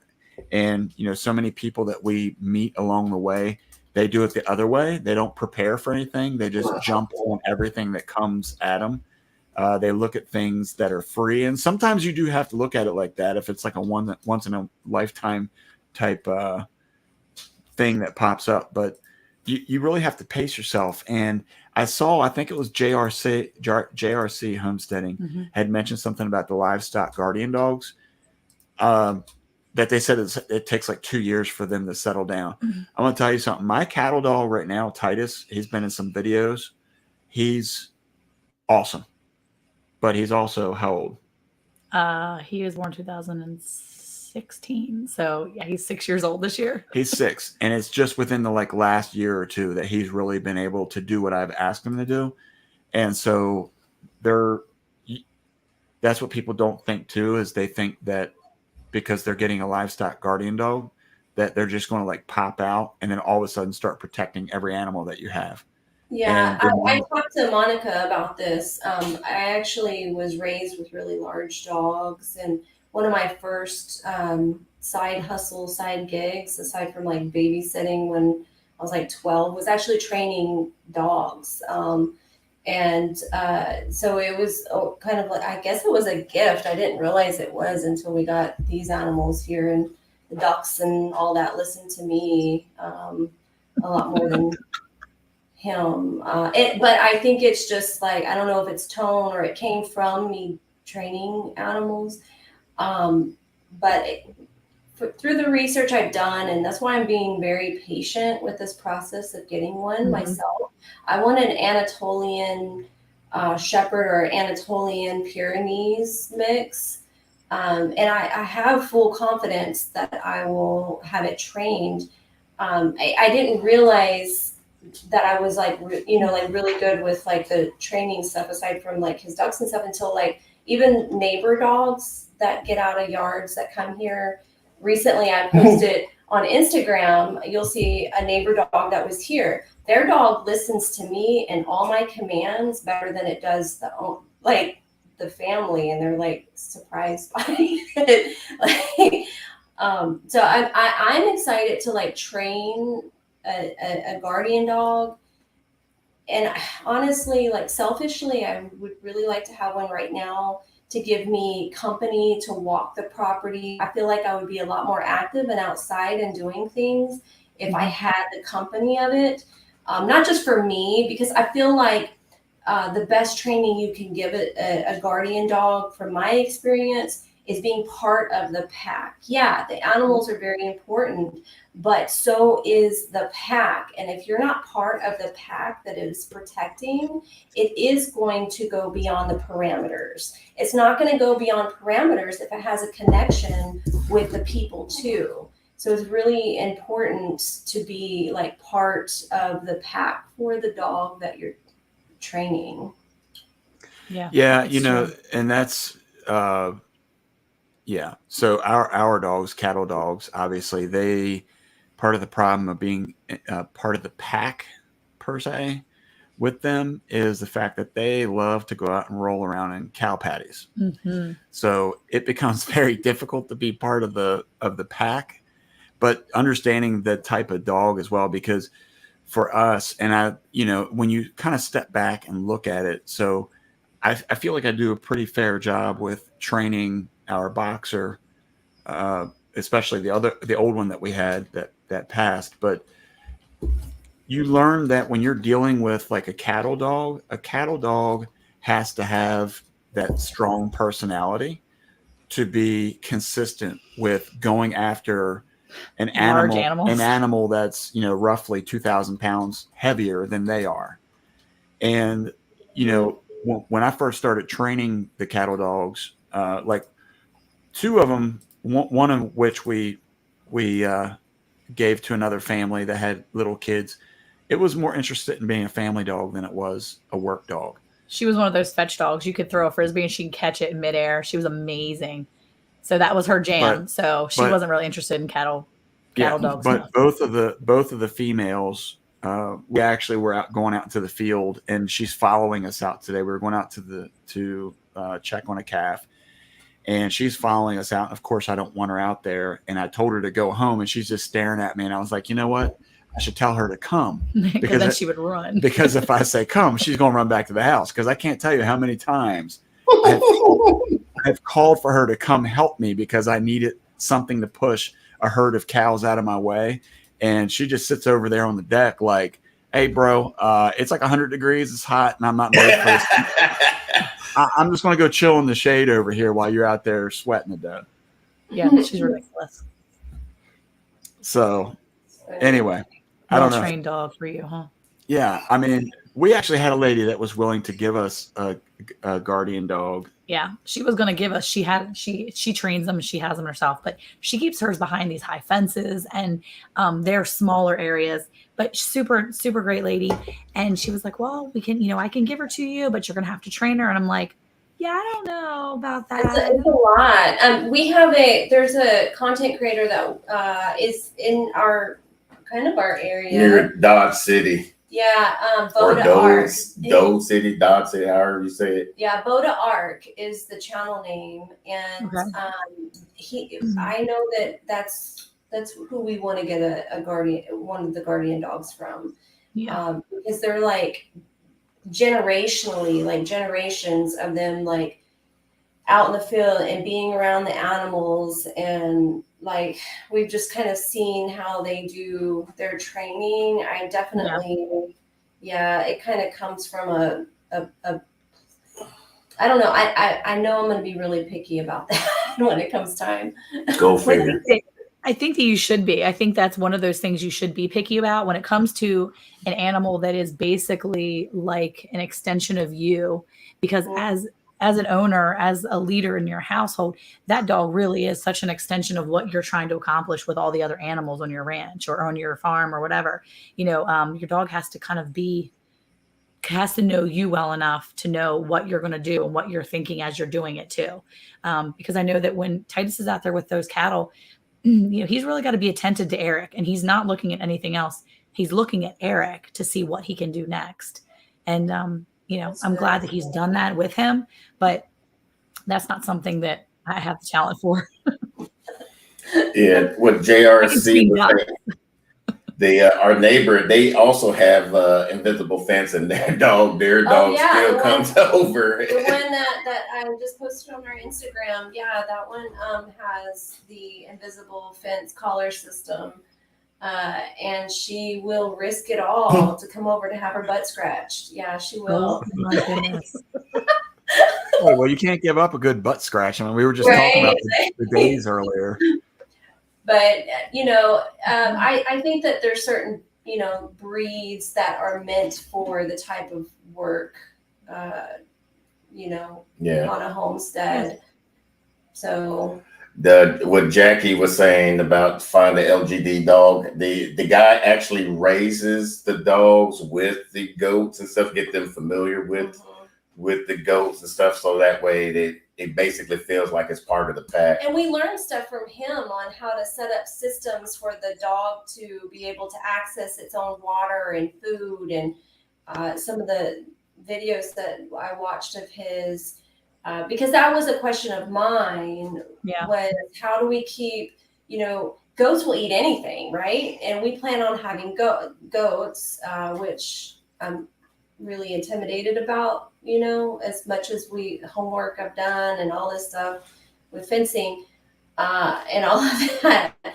But they're going to try to eat the dog's food. So how do you have them coexist and set up systems in place for the dog to be able to have, so he did show how all of his little tricks and things that he does, which I think is really cool. And then somebody, I recently had you go into that East Texas co-op group, and one of the ladies there, she and her husband just sold their ranch in West Texas And they came out here. They're opening a tea, some tea, coffee place. H2O, H2T. So anyway, they sold their ranch and they came out here. And get closer to their daughter. Yeah, and they walked the property with us and showed us, like, because we had questions about how to stretch fencing because we need to do like perimeter fencing. And they planted a seed with us about a 2 fencing system that I never thought of before, but to have, your primary fencing on the outside and then your hot wire on the inside, and set it up in such a way that your guardian dog can go through channels, which I thought was great because, there's always a barrier where an animal will try to get through. So they really planted some. It's been great to find community in this community, and get ideas. Multi-layer fencing. I think the most common dog we find around here in this community that's stray are going to be the LGDs. They get out and they just keep going and going and going, and it's just so sad because you're like, man, you're such a beautiful dog. Go home wherever your home is. And I feel so bad because most don't have any collars. And, we live in a community where it's probably easier to dump an animal because we're in the back of the community. So I know we get a lot of dumps and drop-offs, but man, I mean, it's just so sad when you see these LGDs and you're like, man, I know you are probably an amazing dog. If I could keep you, I would. Like, I can't, like, I don't have the capacity for you because I know you would. Like, they would just come. Have to know your limits. You have to know your limits. Yeah, and that's the thing. They would come, I would get attached, and they'd leave again. They'd break my heart somehow, and that would be so awful. So my limits are definitely not an LGD. Well, I mean, I think that's part of the problem, especially out here in the country, is because of how many dogs and strays that are out here. I mean, a lot of the people that we've kind of befriended back here where we live have 4 or 5 dogs, and that's all because they just find them and they don't want to take them to shelters. And I don't think that I'm a heartless guy. Oh yeah, not all the time. What? Wow. Okay. Eric, you and I might be the heartless ones. We're like a 50-50 on that one. Well, but I mean, you'll wring a duck's neck, Monica. I will wring a duck's neck, but if it's after one of my other girl ducks. Well, but a puppy or a dog, I mean, they just need a home. No. Yeah, but I mean, seriously though, like getting into this lifestyle is about being self-sufficient, and if it doesn't have a job, like that was a big deal for us coming out and making the commitment to each other. Is that any animal we have, it has to have a job. 2 jobs. At least one job. 2 jobs. Definitely 2 jobs. And if it doesn't, like, you have to make tough decisions. And you have to be able to make tough decisions because who has the money to house all these animals? Like, it doesn't come from the air. Y'all want a cat, by the way? We already talked about this. Well, but see. Wait, what did you say? Do you want a cat? Did you just ask us if we wanted a cat? Or what I'll say though is that I'll take cats. Bring them down. What I'll say is that when we had like here recently, we had like a beagle mix of some sort. This dog was awesome. If I didn't have any dogs, I would have totally took the dog. Oh my gosh, this dog was amazing. It was so well trained. It was very well taken care of. He even took her to see if she was chipped because she was a stray, but she was a stray that knew her business. She was like, you stay inside, you know when to go outside, you don't do this. She went to get up on the couch, which is not a rule in our house. You can't do it. And Eric was like, and she was like, oh, sorry, snap, my bad. And she like laid on the ground. I was like, this dog is somebody's dog. But nope. As somebody was asking me, they're like, will you just take that to the pound? The thing is for me is what I try to explain is that's not my responsibility. I wasn't the one that purchased the dog. I wasn't the one to hold on to I was just giving it a place to stay until I could figure out where it belonged. But if you just take on animals, and that's more than just dogs, it can be dogs, cats, like you were talking about earlier, people trying to give you goats, sheep. a lot of times when people are trying to give you something is probably because it's not one they want in their herd. Okay. That's what people have to remember. There's a reason why. So we have. Wait, didn't they just ask us if we wanted a cat? Yeah, that's my point. But it sits on command before you feed it, and like it will sit on command. He will sit on command. He Wait, the cat does? Yeah. We did a video. We did a YouTube short about it. About him. Okay, look. Yeah, I gotta go find that. That's cool. It's a short. It had over 100-something thousand. Yeah. Yeah. Yeah. Well, that's kind of like to the animals that, again, back to my point about animals not being animals not being wanted, so to speak. You know, it's and it's sad, but you have to disconnect. You cannot have the emotional tie to every one of these animals. And so we have some friends of ours that have purchased cows at a relatively inexpensive amount, and they really feel like they've got like a great deal. And when you step back and look at it and you're like, well, what are you wanting to do with it? What is your end goal with that particular cow? And then they're like, well, we want to do this, that, and the other thing. And it's like, it don't work like that. That cow is not produced for what you're trying to do. And so, you know, but because it was a great deal, quote unquote, you can't pass it up. It's that trap that people fall into, and not to say anything bad, it usually happens innocently. And like us, you guys, like, we were not born into homesteading. We're just like us, first generation. You know, everything that the experience that you're having with cows is kind of like the experience that we're having with chickens and gardening. Like, we just kind of like took it so seriously. You took it so seriously, like you did your homework and you know a lot of these things. And I think that a lot of people haven't learned I call it a emotional intelligence. Don't have the emotion to separate. You know, when you're going in, you have to make these decisions and do your due diligence, is what I would say, and doing your homework to really know what you got to do, because animals are a commitment, you know, when you get them. So if you have these certain goals, before you put that money down, you really need to know, like, am I getting what I'm trying to do here? Like, am I investing in my vision, or am I just willy-nilly? Because you'll really hold yourself back if you're being willy-nilly. Yeah, it's true, though. It really is. Well, when we first got here, we didn't do a lot of emotional preparedness or even research. And we got here in August, and by September we had 3 cows and a horse. And Eric was like, "We're going to get some cows and some horses." I'm like, I would have freaked out. I'm just telling you right now. I was like, "Yeah, let's do this." I was like, "Let's get cows." That's what the guy who lived here said we should do. Get cows, put them on the back pasture. So we did. And then we get a horse, and he's like, "I've always wanted a horse." I'm like, "Yeah, you're a cowboy." No, that's not how. That's not how it works. Do what? What happened to the horse?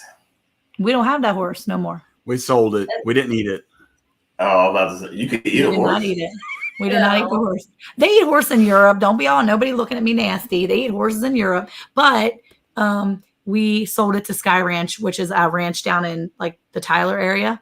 And so we actually sold it. He's a trail horse. He was a trail horse before we got him. He won awards and he was super smart. Well, he was so smart, he was smarter than us. And he was like, "These idiots don't know nothing about me." And so he would just are really smart. They are really smart. He was smarter than us. Yeah. When I was young, I did have a horse. So I had like some knowledge of horses, but I always, and I know some people get upset about this. I don't care. I put boats and horses in the same category. They're just a money pit, right? Yeah. In my book. Well, see, here's the thing: goats you can eat, horses you can't. Exactly. Exactly. Yes, you can. Why can't See, you? Well, it's like you shouldn't legally. You're not eating horses in Maryland in the states. I don't think you can like.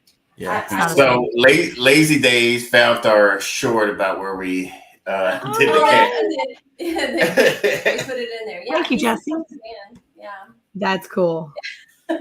Yeah. It's funny. So yeah, that's the thing. You're right. Goats definitely, but goats are really they can be an investment. We don't have goats. We're not going to get goats. Eric doesn't have a heart for goats. Not a thing. But You have to like what you grow. I though, love right? goats. I think they're awesome. We've fostered goats for like a month for a friend of ours. When she broke her ankle, she had to give us a bunch of ducks and goats and things, and we fostered her goats for like a month. So we bottle fed these goats, and the kids loved it. We all loved it. Eric even was like, "That's the cutest thing. When can we give them back?"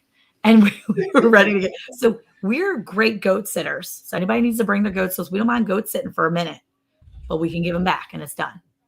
So our initial interest in goats, because we're very much interested in like making our own soap. So like we're really interested in Nigerian dwarf goats. After we learned from our friends at Cattywampus Acre, like how the quality of like their milk is perfect. You can make more money off of using the milk from them for soap than you can like making cheeses or anything else. But so that's my interest. But he likes curried goats so much that he wants to get meat goats. Hey, And so, yeah, I'm sorry. Real quick, I had to say, Sydney, when you live in the country, they're not nipples, they're teats. Come on, man. Oh yeah, we did have that talk about that. Well, don't tell everybody what we talked about. What are y'all talking about? It was. I'm so ignorant. I wouldn't have known. So. Can you milk a cat? Can you milk a cat? Well, I don't know how like he's gonna be milking a Nigerian dwarf. That's why I say I want Kiko's. He just wants to have them for milk. So my thing is that like I love eating lamb. Like but people tell me that they'll just go and just die for just like turkeys, like in a field for like no reason. Well, our neighbors next door raise sheep, and they have sheep next. Yeah, they have sheep next door right here, and they raise them all the time. I mean, they raise them just for meat. So I can always ask about that too. They're like the really pretty ones too, like with like. Yeah, they're special. We don't want the hair ones. We don't want the ones with like lots of hair. Well, I forgot the name. We made a list of like. I think it's boar or the one. That's a goat. Not the. These are like these. Well, these look like. I'm gonna have to look up. The one that off the grid with Doug and Stacy has. They have a nice goat, and then there's another channel. Bohemian Shepherdess. These are sheep. I don't know. Well, these are sheep in our area. Yeah, these are sheep next door. So the sheep next door are like they're like this. They have like brown heads, I think, and I don't know. They're really cool looking though. Hey, go figure that out. Go do some research on sheep that have brown heads. Sheep. What? I don't know. They're across over the way. The sheep next door, I said they have like brown heads, but I can't remember what they actually look like. Okay, they're really sweet though. And they're over there making their little sheep sounds. I know that a lot of people have problem, with the idea, because the thing is that with sheep, they're like super, super cute. They don't have the hassle that a goat does. And that's I have apprehension about a goat because they're little troubles. Like they to me, they seem like they're going to be high maintenance. I'm like about that easy, good meat. Some sheep. And so I don't know. We're kind of like we're in a standoff a little bit. We're looking for our raising food that doesn't take long to raise, that we could get it from birth to on our plate within a year. In less than a year. And you can do that with sheep. You can do that with goats.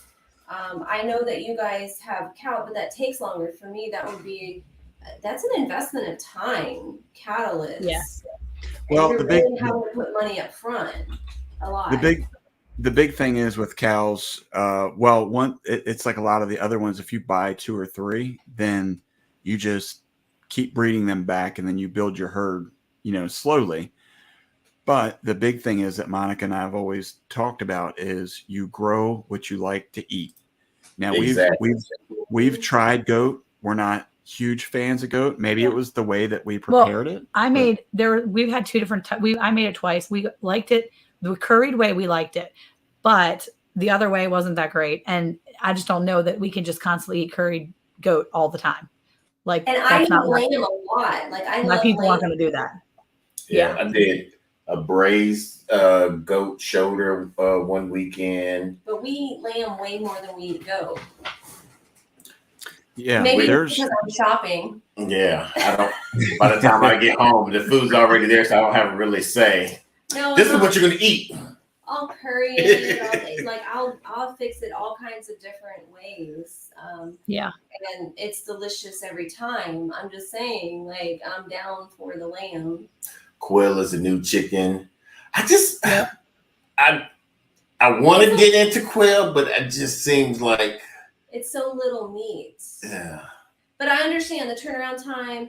And it's what, 6 weeks? They start laying eggs like 6 weeks, apparently. Yeah. So I can see the appeal for quail. We just never were into it. The idea. Well, and that's the thing. And, so even with some of it, you do look at from a preparation perspective as far as how quickly you can grow it in the event that something happens. Yeah. But maybe not necessarily have such a large, like for quail, have so many of them that you're forced to eat it. I mean, again, for me, I'm a huge beef person. I prefer beef over any other meat. But my second favorite would probably be pork, and so that's he likes rabbit too. And it's shredded, and the shredded rabbit. Yeah, and it kind of goes down from there. But I mean, it's just like someone had said earlier. There's more recipes or more ways to prepare lamb than goat. Yeah, more ways to cook lamb than goat. Which I don't know because I haven't really fixed either. I'd be interested to try sheep or lamb. We might have to have y'all in the 12 clans over. No, we just leave the kids at home. They don't care. Even better. More sheep for us. we got big kids that can watch the little kids. It's cool. No, but I mean, like I've done it several different ways, and I want to say it was only like 2 years ago that I even started using my Instapot, and I can do a whole leg of lamb in 40 minutes, like delicious in my Instapot, the way that I do it. Like, there's all kinds of different things. Yeah. Well, yeah, and I think that, again, everybody's palate is different. You just have to look at the end goal as to what you like, and that's what you shoot for. Mm-hmm. That's the way I look at it, because I don't want to raise goats if we don't like it. So, Abigail said, "Oh, party time." Yeah, she's the part of our house when the parents are gone. Wait, what? That's fine. Well, if anybody in the chat has any particular question for our super famous YouTube new family, I always think I'm small. Yeah. Well, Katanin. That's the sheep. Yeah. Okay, yeah. That's the sheep. So they have hair instead of wool. Yeah. Got it. Wait, pull one of those up. Let me see what it looks like. I was just looking at that a second ago. I would be interested in somebody's wool from some sheep to line, because I'm going to have him build me some. What? You're going to build me some beehives. Like, you're going to build them, and I want the walls insulated with that wool. That'd be great. Yeah. In my order. Sort of like that. Yeah. I don't know what they have next door. I'd be interested to know. What is that one? That's the Katanin or whatever. I don't know. We're looking at pictures to say, we'll have to figure out what they have next door. Yeah, I'll find out what it is when I talk to the gentleman, and then let you know what it is. But as I was mentioning to Sidney when he was here, that those are super popular amongst Muslims. And so he basically, once they are ready to be processed, he has people that come to his house, Just lined up. buy them, process them at the guy's house, and then take everything with them. Yeah, I want to know the name. Let us know. Yeah. What they I'll figure it are. out. Because that's we've had a bunch of actually around here neighbors when he mentioned that he wants to have goat that already want to buy They milk just from us. the Mennonites. They were like, oh, the Mennonites love goat milk. I was like, they do. Like, yeah, because they feed their like livestock that aren't able I to. guess they use it in ways that we didn't know. Yeah, I was They're like- interested in buying it from us as soon as we have it. Yeah. Like, okay. Well, yeah. So we've raised pigs and cows in the house, and Yeah. also the rabbit, right? We haven't raised them from start to finish or anything. No. obviously. But But we have pigs. We had pig and cow both living in our And- house for months. and a rabbit. And we had a rabbit that And lived in our all- house. Wait a minute. Yes. Hold on. They'll have a diaper on them. Do we have a what? A diaper on them. No. So the cow, it's in our videos that we have too. Diddy, the longhorn that was outside here in the front pasture, the longhorn, Wow. he which you probably met him, but he was actually living in a dog kennel in our foyer right there by our front door. He lived in that dog kennel, and he would go out front, he'd come back in, and he did that for about 8 weeks. But the What was reason reason? the reason why Do I'm what? What was the reason that you had him inside? Because he was a bottle calf. He was a bottle baby that his mom couldn't feed him. And so we ended up having to bottle feed him, and you have to bottle feed pretty often. And so we never would wait. thought that we would have a duck in the house, and we had a duck in the house one night. See? And Well, so I it, do- it's been a rule for us not to do anything like that. Yeah. So I'll the be re- interested in how it's going to go with these goats. Well, Yeah. the reason why though was because the cow and then also the pig was Two different pigs. at very cold temperatures. So the bottle calf came to our house right before the snowpocalypse thing or whatever. Yeah, it was And- literally last Christmas time And before the thing is too that about the goat thing. So goat milk is the easiest on all of their stomachs, and so we couldn't even feed the calf cow milk. He was scouring. He kept scouring so bad, and the different people were like, "Well, give him this, and give him this," and we were like, "I was like, he's scouring. We're gonna lose him. He's literally gonna die from drinking cow's milk and all the other milks that they're trying to tell us to give him. This calf starter, all the calf specific ones." And I'm like, I can't do it. I can't do it. And I was like, I know goat milk is good. And I have a friend that raises goats. She's like, goat milk's the gentle. And I'm like, I'm going with it. So I got some goat milk, and lo and behold, that was the only thing that kept this baby alive. And I had a bunch of it extra. It's the kid milk. I ended up getting it in a bag from the local feed store after a while. But I mean, I was ordering the canned dried goat milk from Amazon. It was costing me so much to keep that baby alive at first, but he was so sick that we almost lost him twice. And I was like, And I'll do what I think can to keep that's this why thing they're alive. interested in if we end up doing the goat thing, because we're surrounded by A lot of a men. lot of cattle Ranchers, ranchers. Like we're in a field of cattle ranchers. Yep. They're And we in my ended up back using- 40. Yeah. Like they're in my front yard. Well, we ended up using the goat milk that we had in the bag. We always keep a bag now of goat milk here in case of an emergency situation for animals. So if we ever have animals that need milk, babies that are not being fed for whatever reason, and we have to intervene, which I don't like to, but we've now had 2 bottle piglets that we've saved, and now one's moved on, the other one's still in our field. And then our bottle baby rabbit that's outside now growing, flourishing. He was with his mama and his siblings for about 4 days. And then Abigail's like, Mom, he's little. He's not going to survive. This baby is not going to survive. We should try to feed it. And I'm like, let's do it. And I mean, they're so hard to feed, but this little baby took a bottle, and it was the cutest thing we'd ever seen. That'd be cool if you had a video that you could. I do have a video. I'll share it one day. Cool. But now, I mean, the thing is the goat milk is so gentle in their stomachs. It's definitely a good thing to have and to know people with it. Yeah. It's a good resource. There To goes be. that whole thing. An animal has to have at least 2 jobs. That's the second job. There you go. Or third job. That's the third job.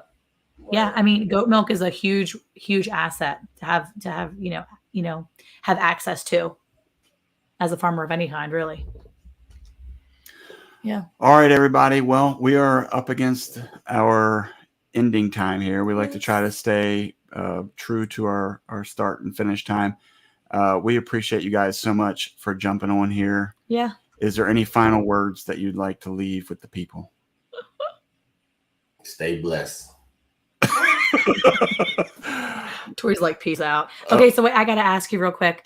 Are you going to get rabbits? Yes. Have you talked? We're coming by to steal some. No, we got to finish the tractors that we're building. Yeah, we're building that. Don't worry. It's going to happen. Yeah. We have a friend with the Tamook composites, and she's having babies all the time. Her little rabbits are. So I'll get you in touch with Carmen over it. Huh? That's what I want, the Tamooks. Yep. And we're going to get some Tamooks from her. And so Carmen over at Jesus Loving Homesteader, I'll get you in touch with her because she is amazing.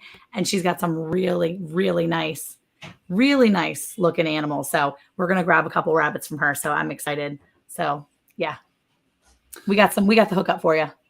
Cool. Yep. So yay for rabbits. All right. Well, everybody, thank you again. Nakid Gardeners. If you haven't had a chance, go check them out. Unfortunately, you will never see much more skin than what you're seeing now. So, well, there's summertime coming. So, tank tops. The first Saturday in May. Yeah. Yeah. Is what?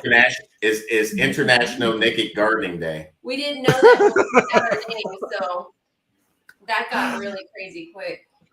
You go walking around in bathing suits all day. You're like, what? Yeah, Monica doesn't understand what naked means. But what do you think, you guys? I have 8 children. I think I know what that means. Yes, Anyway, Yeah, family friendly. International Nakid Gardening Day. Yeah, it's a thing, Rochelle. It's a thing. All right. Well, thank you guys so much again. Hey, we really appreciate you being here. We appreciate everybody in the chat. If you haven't had a chance, go over and subscribe. And For then sure. also go check out these folks on Instagram and all the other social media platforms. If you haven't had a chance yet, hit that thumbs up. If you haven't subscribed to us, do that as well. We appreciate everybody's support and our continual journey as homesteaders. So, hey, who likes fake, non-really naked gardeners? Farmers' wives do. Yeah, and farmers do too. Until next time, everybody. Bye. See you guys. Thank you. Bye, chat.